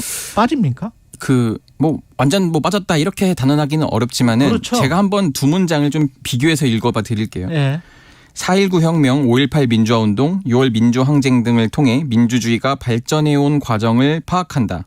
그리고 이런 문장이 있고 그 다음은 4.19 혁명에서 6월 민주항쟁에 이르는 민주화 과정을 탐구한다. 그러니까 이게 지금 2022 교육과정이고 네. 앞서 읽어드린 게 2015 교육과정이에요. 그러니까 보통 이제 지금 7년 단위로 현재는 바뀌는데. 5.18 민주화 운동이 들어가 있는데 네네. 4.19 혁명하고 6월 민주항쟁만 들어간 걸로 바꾸겠다. 뭐 이거네요. 네, 그러니까 네. 지난해 12월 22일에 이제 교육부가 고시한 내용에 네.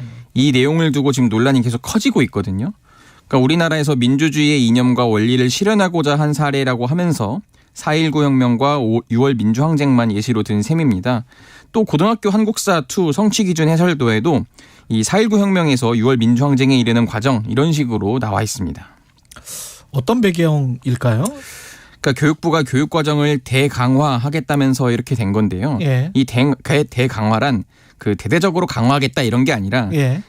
교육과정의 줄거리와 방향성을 간략하게 제시하겠다라고 말을 합니다.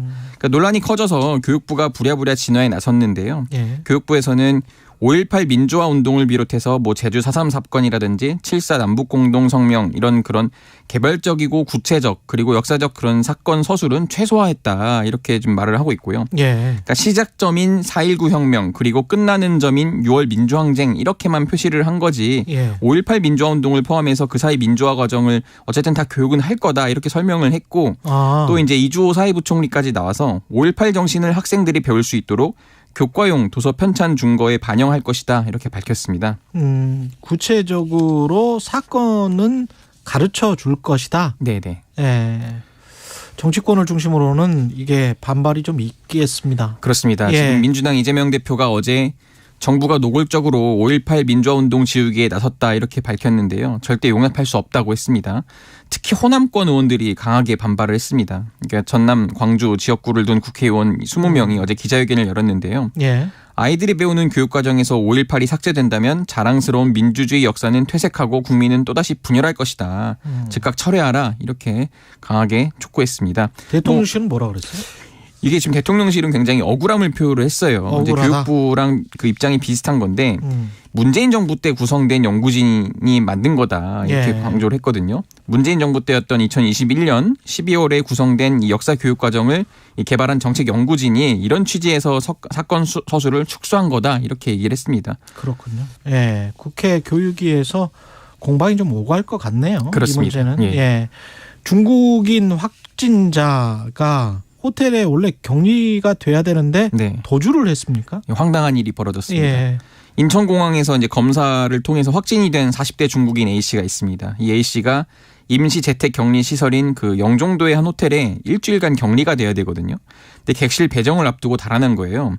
이 공항에서 방역 버스를 타고 호텔로 와서 입실하려고 이동하는 중에 무단 이탈했다 이렇게 설명이 되는데 CCTV가 좀 어떻게 공개가 됐는데 버스를 내리자마자 정말 그냥 가방을 들고 주랭랑을 치더라고요. 그래서 이게 관리 인력이 다소 부족했던 것 아니냐 이런 지금 지적도 나오고 있습니다. 어쨌든 아니 근데 뭐 당연히 따라갈 거라고 생각했겠지. 그걸 또 경찰처럼 뭐 이렇게 할 수는 없을 것 같아요. 네. 네, 어쨌든 지금 뭐 A 씨가 감염병 예방법을 위반한 현행범이거든요. 지금 수배가 된 상황이고 체포되면 1년 이하의 징역 또는 1,000만 원 이하의 벌금에 처해지고요. 또 강제 출국돼 일정 기간 입국도 제한될 예정인데 아직 지금 오전 상황까지 지금 잡히진 않았습니다. 중국 코로나 확산은 뭐 심각하다는 소식을 지난번에 전해드렸는데 중국발 입국자 비율이 지금 크게 늘었습니다. 오히려 그쪽에서 이제 푸니까 이분들이 많이 오는가 보네요. 그렇습니다. 이제 우리가 이제 해외에서 입국한 사람들 중에서 중국인 확진자 비율이 어느 정도냐 이런 걸 봤을 때 일주일간 지금 해외에서 코로나 확진자가 한 41.9%가 중국발 입국자인 거예요. 계속 그러니까 전 세계 다 오는데 그 중에서도 중국발 입국자도 있긴 있으니까. 근데 주로 중국에서 온 사람들이 확진이 많다는 거거든요. 그러니까 4일 기준으로만 보면요. 4일 0시 기준입니다. 76%예요. 4일 0시 기준으로 해외 확진자가 172명이었거든요. 이 중에 중국발 확진자가 131명인 겁니다. 76% 최고점을 찍은 거죠. 지금 또 지난 2일 중국발 입국자에 대한 전수 PCR 검사가 이루어지는데 그게 또 하자마자 이렇게 확진자 비중이 크게 뛴 겁니다. 이게 격리 대상자까지 도망을 가고 이게 구멍이라고 해야 될까요? 이런 것들이 있을 수밖에 없는 겁니까? 아니면 뭔가 지금 우리가 잘못하고 있는 겁니까? 그러니까 다소 좀 급하게 조금 그 정책을 좀 바꾸느라고 좀 현장에서는 좀 혼동이 좀 있는 것 같아요. 그러니까 이제 승객 정보에 대한 그 검역 정보 사전 입력 시스템이라는 게 있는데 이 이관 과정에서 일부 입국자 정보가 누락이 됐다는 거예요. 지난 2월 2일부터 어쨌든 지금 뭐 PCR 검사를 받아야 하는데 시스템 오류로 검사 대상 입국자 2,000명에 대한 안내가 제때 이루어지지 않았습니다. 그럼 공항에서 PCR 검사를 안 받지 않고 그냥 나갈 수 있다 뭐 이렇게 되는 거예요? 그러니까 그랬었는데 어쨌든 이거는 지금 이제 개선이 된 것 같고요. 개선이 됐고 이제 오늘부터 중국발 그 항공기 탑승자에 대해 입국 전 검사가 의무화되거든요. 지금은 이제 2일부터는 들어와서 공항에서 검사를 하는데 이제는 아예 비행기 타기 전부터 검사를 하고 타라. 그러니까 탑승 전 48시간 내 PCR 또는 24시간 내 전문가용 신속 항원 검사 결과를 제출해야 되는데 이게 또 지금 신뢰하기 어렵다 이런 말도 나와요. 그러니까 이전에 위조된 사전 PCR 증명서를 가져온 사례가 중국에서 일부 있었다는 거예요. 정부 말로는. 어쨌든 그래서 특정 항공기에서 확진자 대량 발생 시 이 현지 공간에 음성 확인서 적정 발급 여부 확인을 요청하겠다 이렇게 정부가 설명을 했습니다. 중국 관영 매체들이랄지 그리고 중국의 인플루언서들, 인터넷 인플루언서들은 또 우리만 차별한다. 뭐 이런 식으로 이제 강력하게 반발을 하더라고요. 그렇기도 하고 지금 중국 당국도 아마 초창기 때부터 했던 것처럼 지금 일부 나라에서 우리에 대해 좀 굉장히 강하게 제재를 하는데 이러면 상응한 조치를 취하겠다 뭐 이런 식의 지금 스탠스를 취하고 있어서 이게 또 외교 문제까지 비화될지 좀 걱정이 되는 대목이 있습니다. 약간 좀 걱정이 됩니다. 한국경제신문의 최영찬 기자였습니다. 고맙습니다. 감사합니다. 6636님 어제 회사에서 청취율 조사 전화 받고 최경령의 최강시사 말했습니다. 잘하셨습니다. 칭찬드립니다. 조사 전화 받고 반갑긴 처음이었습니다. 감사드리고요. 계속 청취 부탁드리겠습니다. 여기까지 하겠습니다. 고맙습니다. 감사합니다. KBS 1라디오 최경영의 최강시사 2부는 여기까지고요. 잠시 후 3부에서는 젊은 정치인들과 함께하는 젊은 토론 준비되어 있습니다. 고맙습니다.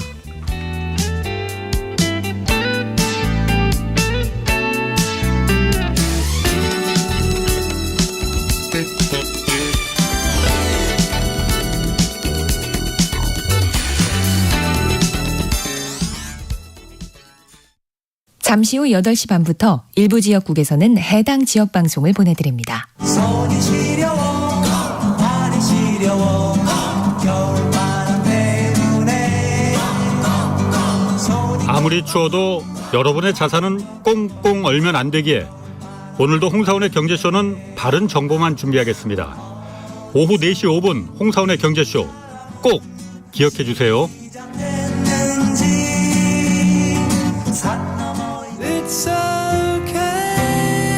진행은 서툴지만 내용은 알찹니다. 진실의 편에서, 정의의 편에서, 약자의 편에서 뉴스를 전합니다. 주진우 라이브와 함께 더 많이, 더 오래 웃었으면 좋겠습니다. 매일 오후 5시 5분 KBS 1라디오 주진우 라이브. 지금 시각은 8시 30분입니다. KBS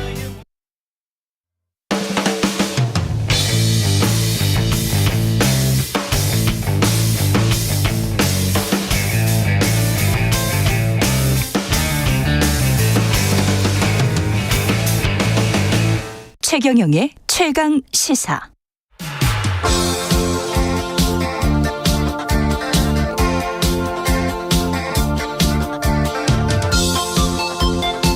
(3342님이) 뉴페이스네요.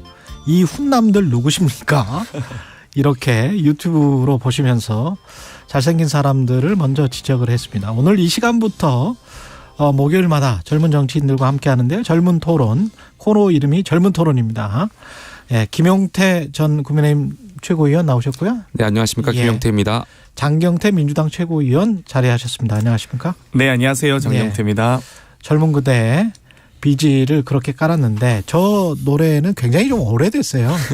그때 태어나신 분들입니까? 젊은 그대가 몇 년도죠? 저게 80년대 저는 노래인데 90년대생, 90년생이고요. 그렇죠. 전 83년생이라서. 80, 네. 김수철 이런 분들 아십니까 혹시? 아, 노래는 알죠. 워낙 유명한 노래. 예, 예, 정말 천재. 작곡도 잘하시고 모든 악기를 거의 다 다루시는 그런 분이었는데 노래도 잘하시지만 예. 예, 김수철 선생님 됐습니다, 지금은. 예, 그렇죠. 예. 오늘 토론에서 아무래도 좀 특별함이 있을 것 같습니다. 한 말씀씩 좀 부탁을 드리면, 예, 좀 다른 분들과 다를 것이다. 다른 정치인들과는.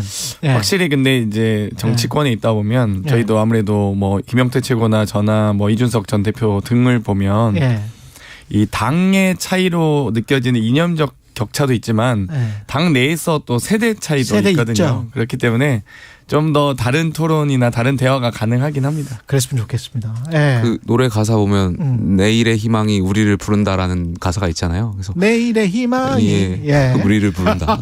지금 출마 예고를 하시는 건가요? 정치는 늘 희망을 드리는 것이고요. 저희 국민의힘이 민주당과 싸울 땐 싸우지만 그래도 국정 파트너로서 늘 존중하고 함께 가야 된다는 말씀 드리고 싶습니다. 첫 청문회가 있었는데 어제 이태원 참사 지금 한숨 쉬시는 분들도 굉장히 많은 것 같아요. 청문회 보면서 어떻게 보셨는지. 글쎄 저는 보면서 국민의 한 사람으로서 결국 책임지는 사람은 아무도 없구나. 굉장히 안타까움을 느꼈고요. 서로 이제 핑계대고 변명되고 이러한 것들 국민들이 과연 어떻게 생각하실까 굉장히 슬펐고요. 여당은 여당대로 방어하기에 급급하고 야당은 야당대로 이게 슬픔을 정쟁화하는데 이용만 하려고 하는구나. 그래서 결국 국민은 누가 생각할까 이런 생각을 좀 해봤습니다. 장경태 최고위원. 정부와 여당이 할 말은 아닌 것 같지만 어찌됐건 정말 정치적으로나 도의적으로 최소한의 일말의 양심이 있는 게 매우 이 공직자의 자세라고 생각하거든요. 그런데 아무도 잘못한 사람 없고 아무도 책임지는 사람 없고 아무도 사과하는 사람이 없다고 한다면 앞으로 이 나라 이 국민은 누가 지켜야 되나 누가 또 우리 정치권에서 책임 있는 노력을 할 수 있을까라는 자괴감이 들었습니다. 전주의 국민의힘 특위위원이 청문회 도중에 강동갑 행사 때문에 자리를 비웠는데 그 어떻게 생각하십니까? 만약에 이제 국조특위위원이 됐어요. 국회의원이 돼서 이게 어떻게 봐야 될까요? 이거 글쎄 뭐 저라면 당연히 뭐 계속 네. 지켰을 것 같은데 네. 뭐 물론 이제 전주혜 의원의 해명을 좀 들어봐야 될 것 같아요. 물론 네. 기사 보니까 질의 순서를 바꿨지만 질의는 다 하고 이제 떴다라는 제 기사를 봤는데 그럼에도 불구하고 좀 국민들이 봤을 때는 보기 불편한 게 사실이죠. 그러니까 저희가 헌법 46조 2항을 보면 국회의원은 국가 이익을 우선하고 양심에 따라야 된다라는 헌법 정신이 있습니다. 그러니까 지역구보다 지금 특조위원으로서 국가에 대한 생각을 더 하셨으면 더 좋지 않았을까. 예. 좀 아쉬운 생각을 해봅니다. 국정조사 중 아니겠습니까? 국정조사 중에 지역구 행사를 간다? 이 국정조사도 제대로 못하는 분이 강동 구민을 위해서는 노력을 할 수 있을까? 아마 강동 구민들께서 더 잘 판단하시라고 봅니다. 네. 그리고 남북관계 관련해서는 윤석열 대통령이 9.19 군사합의 효력 정지를 검토하라. 이렇게 이제 이야기를 했는데 그 전에 이제 무인기 오고 뭐 이러면서 북한이 영토를 침범 또 하면 뭐 이런 전제가 있기는 합니다. 어떻게 생각하세요? 저는 대통령으로서 당연히 하실 수 있는 말씀을 하셨다라고 생각해요. 그러니까 네. 과거에 정권이 이어지어 오면서 9.19 합의를 북한이 계속 여러 차례 위반했음에도 불구하고 저희가 어떠한 명확하게 따져 묻지를 못했잖아요. 근데 북한의 책임이 분명히 있고 여기에 대해서 대통령으로서 이번에는 다시 한번 또 북한이 그런 도발을 해온다면 이 9.19 합의가 무슨 의미가 있겠냐 이런 말씀하신 거에 대해서 국민들께서 더 그러한 정부 윤석열 정부를 원하지 않았을까 생각을 해봅니다. 9.19 합의와 한반도 비핵화 공동선언 등은 이 우리 정부뿐만 아니라 그 당시 그러니까 한국과 북한과 미국 트럼프 대통령이 함께 판문점에서 만나면서 여러 가지 이 화해 무드를 만들면서 제정된 합의와 정신이 있고요. 그런 과정을 다 깡그리 무시하고 일방적으로 또 물론 뭐 북한의 여러 가지 도발이 있음에도 불구하고 우리가 또다시 이걸 파기한다면 강대강 대치 국면 또 갈등은 고조될 수밖에 없다. 참아야 한다? 아닙니다. 이 국제사회의 공조 속에서의 모든 논의가 있거든요. 그러니까 이 9.19 합의뿐만 아니라 한반도 선언을 비롯한 모든 합의 논의들이 결국 국제사회 공조와 한미 공조 속에서 이루어지는 논의들이기 때문에 이거를 충분히 미국과도 상의했는지 모르겠습니다. 이번에 핵전술 훈련한다고 했다가 바이든 대통령 좀 약간 불쾌해하셨잖아요. 노! 바로 하셨던 게 바로 딱 지금 단적으로 표현하는 상황이라고 보고요. 아마 9.19 합의도 이거 깨겠다. 지금 남북 간의 이 강력한 응징, 보복 이런 표현들이 지금 오가고 있지 않습니까? 예. 그걸 과연 미국과 지금 상의하고 하는 건지 어쨌든 건 이 여러 가지 국제사회 공조가 매우 중요합니다. 이 외교 관계는. 저는 지금 공조를 말씀하셨는데 물론 장학태 의원이 무슨 말씀하시는지 그 생각은 존중합니다만 국제 정세가 바뀌었다라는 것도 좀 아셔야 될 것 같아요. 그러니까 미국 정치학자들이 지금 신냉전이 시작됐다라고 표현들 하시는 분들도 계시거든요. 네. 그러니까 과거와 다르게 지금 미중 패권이 굉장히 심하게 경쟁 중이고 또 우크라이나와 러시아의 전쟁 중이고 근데 이게 또 빨리 끝날 것 같진 않고요. 이런 갈등들이 결국에는 세계가 한미일이라는 연대체와 북중러를 중심으로 한 또 신냉전 체제가 지금 계속해서 형성되고 있는 이 와중에 과연 북한의 이러한 강도 높은 그 계속되는 도발을 과연 우리 정부가 어떻게 할 것이냐. 말씀하신 대로 한미 동맹을 기반 큰 축으로 해서 한미일 연대를 해가지고 이것을 좀 새롭게 생각해 볼 필요가 있다. 저는 그런 말씀 근데 드리겠습니다. 신년사에서는 또 대북 정책에 대한 언급은 없었단 말이죠. 남북 관계에 대해서는 왜 뺐을까 이런 것도 궁금하기도 하고. 뭐 신년 기자회견 안 하셨잖아요, 대통령께서. 신년사는 특정 언론과 인터뷰를 하셨죠. 조선일보. 네. 좀 그게 정상적인 일입니까 지금 상황이? 국정 운영을 제대로 하시는 건 맞는지도 모르겠고요.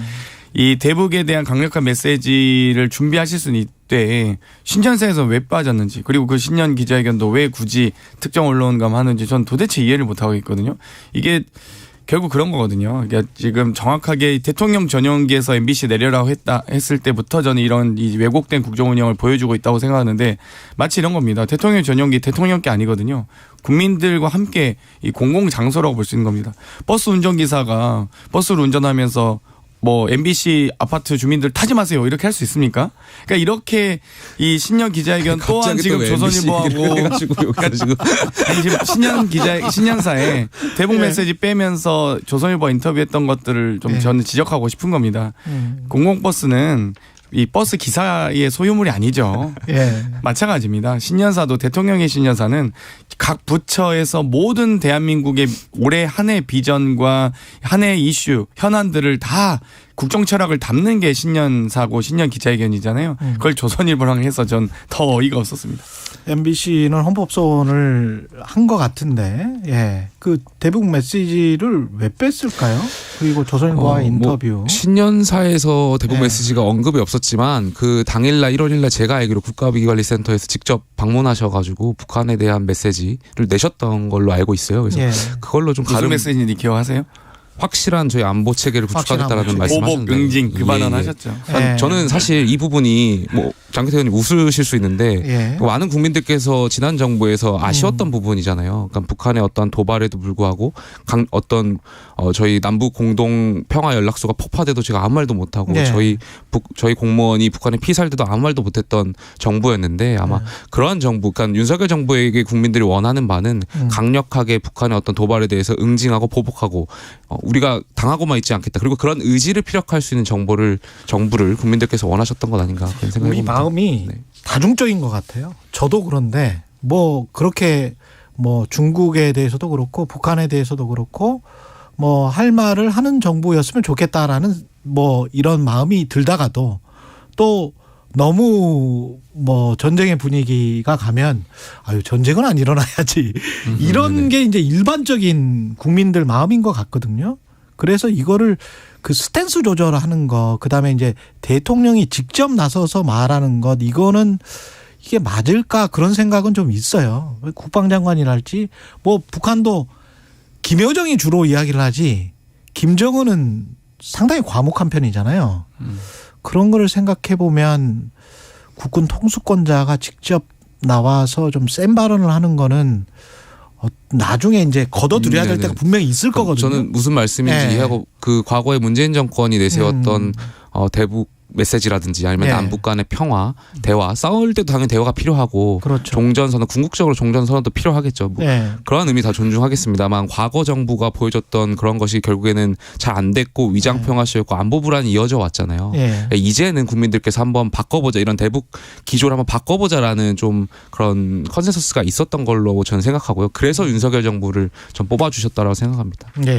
북한 핵 개발을 대한민국 정부 단독으로 막을 수 있거나 단독으로 제재할 수 있는 상황은 아니고요. 지금 어찌되었건 유엔의 제재와 미국의 제재가 강력하게 최고 수준으로 하고 있습니다. 그렇다고 그 말을 뒤집어서 얘기해 보면 미국이 무능하다는 표현도 될 수 있어요. 혹은 유엔이 무능하다는 표현도 될 수 있습니다. 대한민국만이 그 모든 이 안보 조치를 하는 건 아니거든요. 예. 그렇기 때문에 지금 항상 말씀하실 때 한미동맹 중요하다면서요. 그리고 한미일 간의 이 삼국의 이 군사 협력이 중요하다고 하시면서 지금 할 수 있는 게 뭐가 있습니까?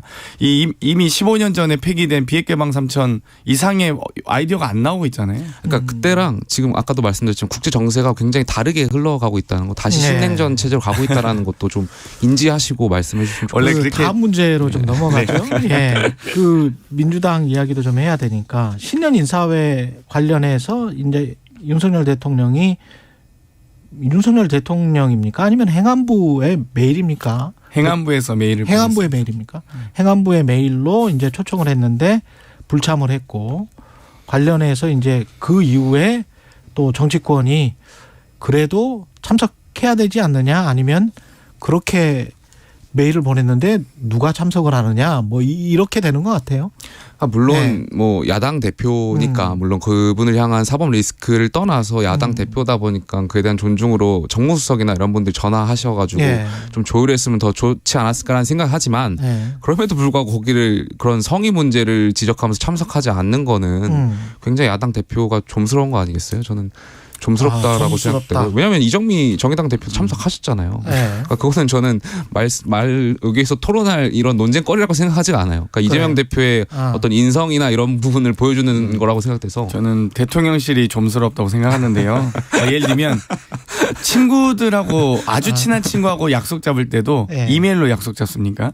그러니까 기본적으로 청와대 정무수석실이 있잖아요. 대통령실에. 그러면 하다못해 뭐 바쁘시면 전화라도 한 통해서 보통 의견 조율을 얘기로 합니다. 원내대표 간 협상할 때도 전화로 하잖아요. 전화해서 잠깐 만나자.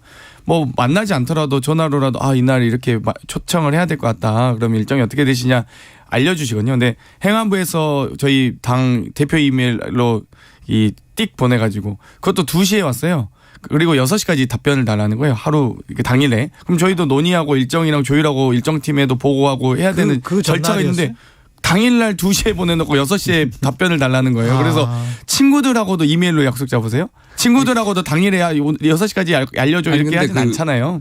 근데 저도 그런데 저도 현직 최고위원인데 모르는데 어떻게 가요? 일정 있는 초청 이메일 온지도 몰랐어요. 대통령실 여당 지도부하고도 저도 이제 지도부할 때 오찬이나 뭐 완찬 잡을 때 당일날 이렇게 와서 당일날 좀 답변을 달라는 그런 식의 급하면은 전화로라도 하셔야죠. 급하면 이메일로 그런 좀 이해해 주시면 좋겠고 물론 저도 그 지적에는 좀 동의하고 저는 정무수석께서 오히려 직접 하셨으면 위장 초청 아니냐 오히려 이런 생각이 들고요. 초청을 하시더라도 저는 성의의 문제도 아니지만 최소한 실질적으로 이 하다못해 저희가 내용 증명을 보내더라도요. 내용 증명을 이 수령했다라는 그날부터 법적 효력이 예를 들면 발생합니다. 근데 이거 띡 보내고 제가 보기엔 비공개로 초청한 것 같아요. 몰래 초청해가지고 안 왔다?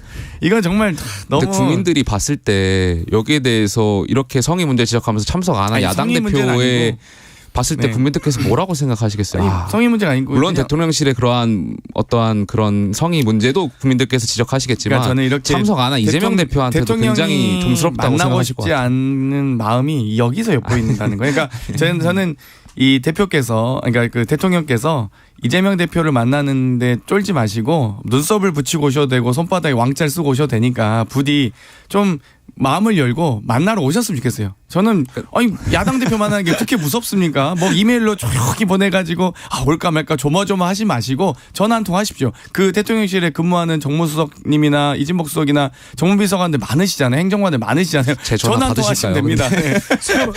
아니 비서실장한테 전화하죠. 천준호 의원한테 전화하시면 됩니다. 저희 열려 있거든요. 전화번호 저한테 전화 주셔도 됩니다. 대통령실에서. 근데 이 지점은 그 대통령께서 또 정무수석께서 올해는 한번 좀 바뀌셨으면 좋겠는 게 정말 대통령을 위해서 저희가 여소야대잖아요. 그러니까 어떤 예산안 처리나 국정과제를 추진하기 위해선 야당의 협력이 되게 필수적인 상황이잖아요. 그러니까 그러다 보니까 먼저 좀 야당 대표에 대한 사법 리스크도 물론 있지만 그것과는 별개로 야당 대표니까 저는 주호영 원내대표 자당에 국민의힘 주호영 원내대표가 협상하시는 거를 그걸 믿고 힘만 실어주셔도 됩니다. 참견하지 않고. 저는 이번에 예산안 협상 과정 보면서 이럴 거면 교섭단체 대표 간의 협상을 왜 하나. 대통령 비서실장하고 예산 협의를 하지. 이런 생각이 들더라니까요. 그러니까 이제 뭐 협상만 해놓으면 다 뒤집고 합의문 발표하기 전에 대통령께서 예산 원칙을 지켜야 합의문 하지 말라는 거거든요. 제가 다 공개하지는 않겠습니다만 정말 한심한 정부입니다. 솔직히. 그렇게 생각하지 않고요. 왜냐면 예산 국민의힘 원내대표하고 기재부 장관하고 협상을 하는 거지 협상을 대통령 비서실장하고 하게 생겼더라니까요. 물론 지금 이재명 대표와 윤석열 대통령 이야기를 하고 있습니다만 문재인 전 대통령으로 좀 돌아가 보면 이재명 대표는 신년 인사회에 불참하고 이제 양산을 갔단 말이죠. 그래서 전 대통령을 예방을 했는데 문재인 전 대통령은 뭐라고 했냐면 지금 어렵게 이룬 민주주의가 절대 후퇴해서는 안 된다. 이거는 민주주의가 지금 후퇴하고 있다 이 말입니까? 뭐 저는 그렇게 들었고요. 어찌됐건 제가 1월 1일과 2일 양일에 거쳐 부산과 경남 지역을 방문했습니다. 그때 김대중 대통령 도서관에서 김대중 대통령님을 기리는 뭐 신년회를 시작으로 봉화마을에 방문해서 노무현 대통령님의 묘소를 참배하고 그 이후에 문재인 대통령님 평산마을에 방문했는데요. 저희는 이렇게 순차적으로 전현직 대통령에 대한 어떤 인사와 신년회 일정이 짜여져 있었습니다. 물론 이제 국민의힘은 만나러 갈 대통령은 없을 겁니다. 뭐 만날 수 있는 대통령도 없지만 저희는 어찌됐건 명예롭고 존경하는 대통령이 있는 정당이고요. 뭐 아니 전직 대통령 중에 뭐 전두환 대통령님 존경하세요? 아니면 이명박 대통령 존경하시나요? 그런 거 아니잖아요. 그러니까 저희는 이제 그런 일정이 있기 때문에 또 그것 가지고도 뭐 국민의힘 뭐 대변인들은 논평을 쓰셨더라고요. 그래서 좀 안타깝다. 이제 그런 부분을 이 정당의 문화와 또 존경하는 대통령의 존재 유무에 따라 다를 수 있다라고 생각하고요. 저희는 이제 윤석열 대통령의 일정 일방적 요청보다는 어찌되면 저희가 짜여진 일정이 있었다는 말씀 드리고 싶고 문재인 대통령께서는 이제 여러 가지 이야기 중에 가장 중요한 건 이 경제와 안보 불안을 많이 걱정하시더라고요. 그러니까 올해 정말 경제 경제 위기가 올 수 있다고 예상될 정도로 어려운 경제 상황인데 윤석열 대통령께서는 뭐 그런 이 정말 모든 정치권이 힘을 모아서 경제 위기를 돌파해야 되는데 그런 데에 대한 관심은 없으신 것 같고요. 지금 서울 영공이 뚫렸다 무인기 때문에 이렇게 정말 사상 초유의 일이 발생했음에도 불구하고 뭐 독수리로 잡는다고 하지 않나. 드론 부대 창설한지도 모르고 지금 얘기하셨더라고요. 드론 부대 이미 2018년에 창설했잖아요. 근데 그것도 모르시고 지금 말씀을 하신 건 정말 군 통수권자로서 너무 무책임하시다. 김용태 최고 발언 기회가 지금 너무 적은 것 같아서. 이명박 박근혜 대통령이 잘 못한 부분도 있지만 저는 잘한 부분도 있다라고 생각해요. 그래서 저는 잘한 부분 당연히 있어. 공과사는 다 전직 대통령으로서 예우는 저는 필요하다고 생각되고요. 그리고 그 문재인 대통령의 그 전 대통령의 발언 저는 자기 반성이신 줄 알았어요. 그러니까 문재인 대통령 때 민주주의 후퇴했잖아요. 그러니까 소통 잘하셔야 된다고 했는데 본인 때도 소통 잘 안 됐잖아요. 조국 전 장관에 대해서 많은 국민들이 반대하고 했습니다만 뭐 장태원님 그때 뭐 옹호하셨겠지만 그때 많은 국민들의 말이나 야당의 비판 귀 기울이시지 않으셨잖아요. 뭐 여러 가지 북한에 대해서 계속 일방통행도 계속 야당에서 비판했지만 야당을 적폐라고 몰고 적폐청산이라는 구호 아래서 그때 당시에 야당을 야당으로서 인정 안 했잖아요. 제가 아까 말미에 서두에 말씀드렸지만 민주당이 싸울 땐 싸워야지만 저희 국민의힘은 민주당을 국정 파트너로서 인정하겠다고 말씀드렸지만 민주당은 전혀 그 당시 야당을 국정 파트너로서 인정 안 했잖아요. 그래서 저는 문재인 정권이 심판당했다고 생각하고 민주당이 망했다라고 생각되는데 그러한 지점을 좀 반성하셨으면 좋겠어요. 여당을 좀 여당으로서 대우를 좀 해주셨으면 아니, 문재인 같이 가야 되잖아요. 그러니까 이래서 당한 정당은 이래서 정신을 못 차리는구나 이런 생각이 드는데 아니 저희가 적폐청산을 갑자기 박근혜 대통령이 뭐 아무 잘못이 없는데 했습니까? 사상 초유의 국회에서 탄핵을 당하고 헌재에서 탄핵이 인용됐기 때문에 탄핵된 사유가 뭡니까? 그러면 아무 잘못도 없는데 지금 탄핵됐다고 얘기하시는 거예요? 탄핵당한 사유가 국정농단이 일어났기 때문에 저희가 적폐청산에 관련된 조사를 한 거죠. 지금 문재인 대통령이 탄핵됐습니까? 아니잖아요. 국민의힘 상황을 좀 가보죠. 한 6분 7분밖에 안 남았는데 국민의힘은 당대표가 누가 될 것 같습니까? 저한테 또 사상 검증을 또 이렇게 하시려고. 아니 사상 검증은 아니고요. 지금 윤심이냐 비윤이냐 물어보시는 거잖아요. 저는 그 우스갯소리를 말하면 뭐 또 재벌집 막내 아들 드라마 보면은 뭐 또 3등 후보를 밀어주라 그러잖아요. 거기서 보면. 그렇죠. 거기서 보면 농담인데 최근에 지금 여론조사를 보면은 나경원 의원이 1등으로 지금 국민의힘 지지층 여론조사에 보면 나오고 있는데 아마 고심 중이신 것 같아요. 근데 저는 이것보다 더 확실한 명분이 있을까라는 생각이 있어요. 결국엔 당원과 국민이 민주공화국에서 부르는 거잖아요. 그렇죠. 전 나경원 의원께서 여기에 대해서 좀 심사숙고하셔가지고 좀 결정을 빨리 내려주셨으면 좋겠어요. 왜냐하면 물론 나경원 의원 입장에서는 여러 가지 당내 선거에서 그동안 뭐 좋지 않은 결과를 얻었던 적도 있고 그러다 보면 정치인으로서 사실 에너지가 소비될 수도 있고 한데 그럼에도 불구하고 이번만은 국민과 당원분들께서 원하고 계시잖아요. 그러면 좀 여기에 대해서 부름에 응답하는 것도 정치인의 저는 사명이라고 생각합니다. 유승민 전 유승민 전 의원은 어떻게 생각하세요? 아직까지 뭐 국민의힘 지지층이 아닌 그 국민 전체 여론조사에서는 계속 높은 등수 랭킹되고 있으시니까 같은 의미로 예, 그 의원께서도 전 대표께서도 나왔으면 좋겠다. 뭐 거기에 대해서 어떤 결정 빨리 빠른 시일 안에 나경원 유승민 결정하셨으면 좋겠다. 빨리 결정을 일단 해라. 응답을 할 필요도 있다라고 저는 생각합니다. 출마 결정을 해라. 예. 확실히 비윤 인증을 한 것 같습니다. 친윤입니다. 친윤. 저희는 다 친윤입니다. 엄청 받아야 돼요. 그러니까 정말 걱정은 친윤인 것 같습니다. 저도. 앞날이 좀 걱정은 됩니다.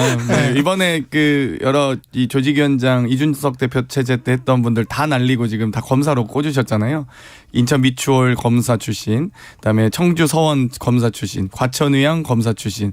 동대문을까지 지금 검사 출신. 아무튼 잘하고 계신데요. 계속 검찰당을 만들고 계신데 어찌되었건 지금 과연 이번 선거가 국민이 불러서 혹은 이 국민과 어떤 당원의 지지를 가지고 하는 전당대 맞습니까? 지금 당원 100%로 국민을 다 0% 만들고 또 심지어 유승민 방지 룰로 결선 투표까지 도입한 질문에 답을 하세요. 우리 누가 될 것 같냐고 지금 말씀하시는데 지금. 확실한 거는 유승민 대표는 안 될 거다. 저도 그렇게 예상하고 있고요. 룰 자체를 선거 룰을 그렇게 안 되게 만들었는데 되겠습니까? 나경원 대표 솔직히 저는 안철수 의원이 만약에 관저로 가게 돼서 그것 낙점의 사인입니까? 어떻게 보세요? 아니요. 이게 말리지 않을까요? 말릴 오히려 것이다? 불러서 말릴 가능성이 높고요. 제가 보기엔 나경원 나경원 대표 온전히 지금 레이스 전대 다 치를 수 있을지도 모르겠습니다. 오히려 그래요? 뭐 입각하시면 결국 유튜브가 아니고 라디오입니다. 아니 그러면 장경태 의원님은 지금 다른 분이 된다. 나경원, 결국 안철수. 김장년대가 된다. 지금 국민의힘 지금 110명 의원님 중에 70명 몰려가서 국민 공감하고 계신 거잖아요. 저는 그것도 좀 어이가 없었던 게. 그러니까 김기현 의원이 된다. 될 것 같다. 근데 인기가 너무 없는 분이라서 될지 모르겠습니다. 근데 어찌됐건 현재 이 여러 소위 윤핵관과 윤심이 김장년대로 강하게 작동하는 건 사실이잖아요. 강하게 작동하고 있다. 네. 그러니까 보통 권성동 의원이 좀 섭섭할 것 같은데. 권성동 의원도 굉장히 훌륭한 후보시고 저희 당의 당대표 후보들 다 저는 훌륭하신 분들이라고 생각하거든요. 그렇죠. 예. 그리고 연촉 개각은 지금 없을 것 같으면 이상민 행안부 장관은 그냥 가시는 겁니다. 아무래도 좀 국정조사에 아직 끝나지가 않았잖아요. 그래서 그 결과를 좀 보고 다시 좀 말씀하실 수 있지 않을까. 결과라든지 이런 것을 좀 보시고. 그럼 국정조사 연장해야 된다고 생각하시는 거죠? 저는 연장에 대해 물리적으로 물론 이 부분도 사실 정치권에 아쉬운 건데요. 예산안 협의 때문에 다 늦어졌잖아요. 국정조사. 근데 결국엔 국민만 또 이거 늘리네 마네 이거 가지고 국민들만 또 양분돼서 갈라치기 당하는 것 같은데 정치권의 모든 책임이 있는데 거기에 대해서 좀 반성하셨으면 좋겠고 좀 물리적으로 이것을 좀 처리하려면은 연장돼야 되지 않을까에 대한 생각은 좀 있습니다. 할 수밖에 없을 것 같아요. 주호영 원내대표의 발언도 뉘앙스는 할 수밖에 없는 것 같은 그런 뉘앙스였기 때문에. 그러니까 주호영 원내대표께서 원내대표시잖아요. 부디 대통령실에서 전화 좀 그만하셨으면 좋겠어요. 아니 근데 야당이 이 국정조사 이 연장 가지고 또 정쟁화하고 계속 여당을 공격하는 수단으로만 정쟁이 아니고요. 쓰니까. 예산안 통과 이후 45일 동안 하기로 했는데 이 법정 시한이 2일이었잖아요. 근데 24일 새벽 1시 반에 통과됐잖아요. 그러면 우리가 단순하게 봐도 21일간 국정조사 못했어요. 그러면은 한 30일 정도 연장하는 것에 대해서는 당연히 정치권이 함께 책임을 통감하고 예산안 통과를 민주당만 안 했습니까? 국힘이랑 같이 협의해서 통과시킨 거잖아요. 그러면 국정조사 연장을 해야죠. 사실 이거는 상식이죠. 상식과 양심에 기대서 저희가 대화라는 거지 지금 국정조사 해가지고 저희가 무슨 지금 초분을 제소하는 얘기가 아니잖아요. 요거 한 가지만 20초 남았는데요.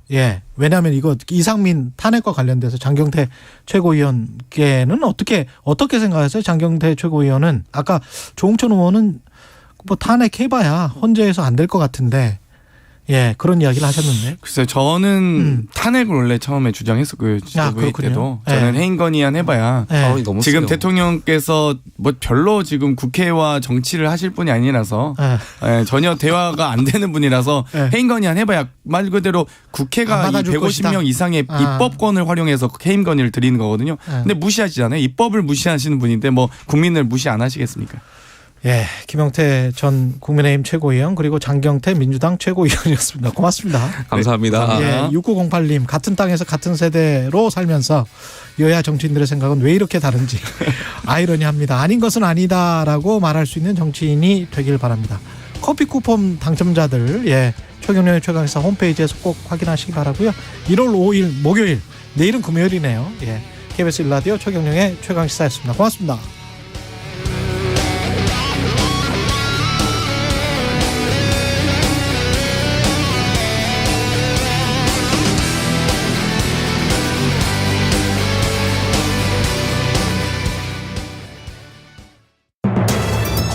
겨울철 한파와 폭설로 인한 피해를 예방하기 위해서는 먼저 한파 소식이 들리면 수도 계량기와 수도관을 보온재로 감싸고 수도 꼭지를 조금 열어 물을 흐르게 해서 동파 사고를 대비해야 하는데요. 만약 수도 계량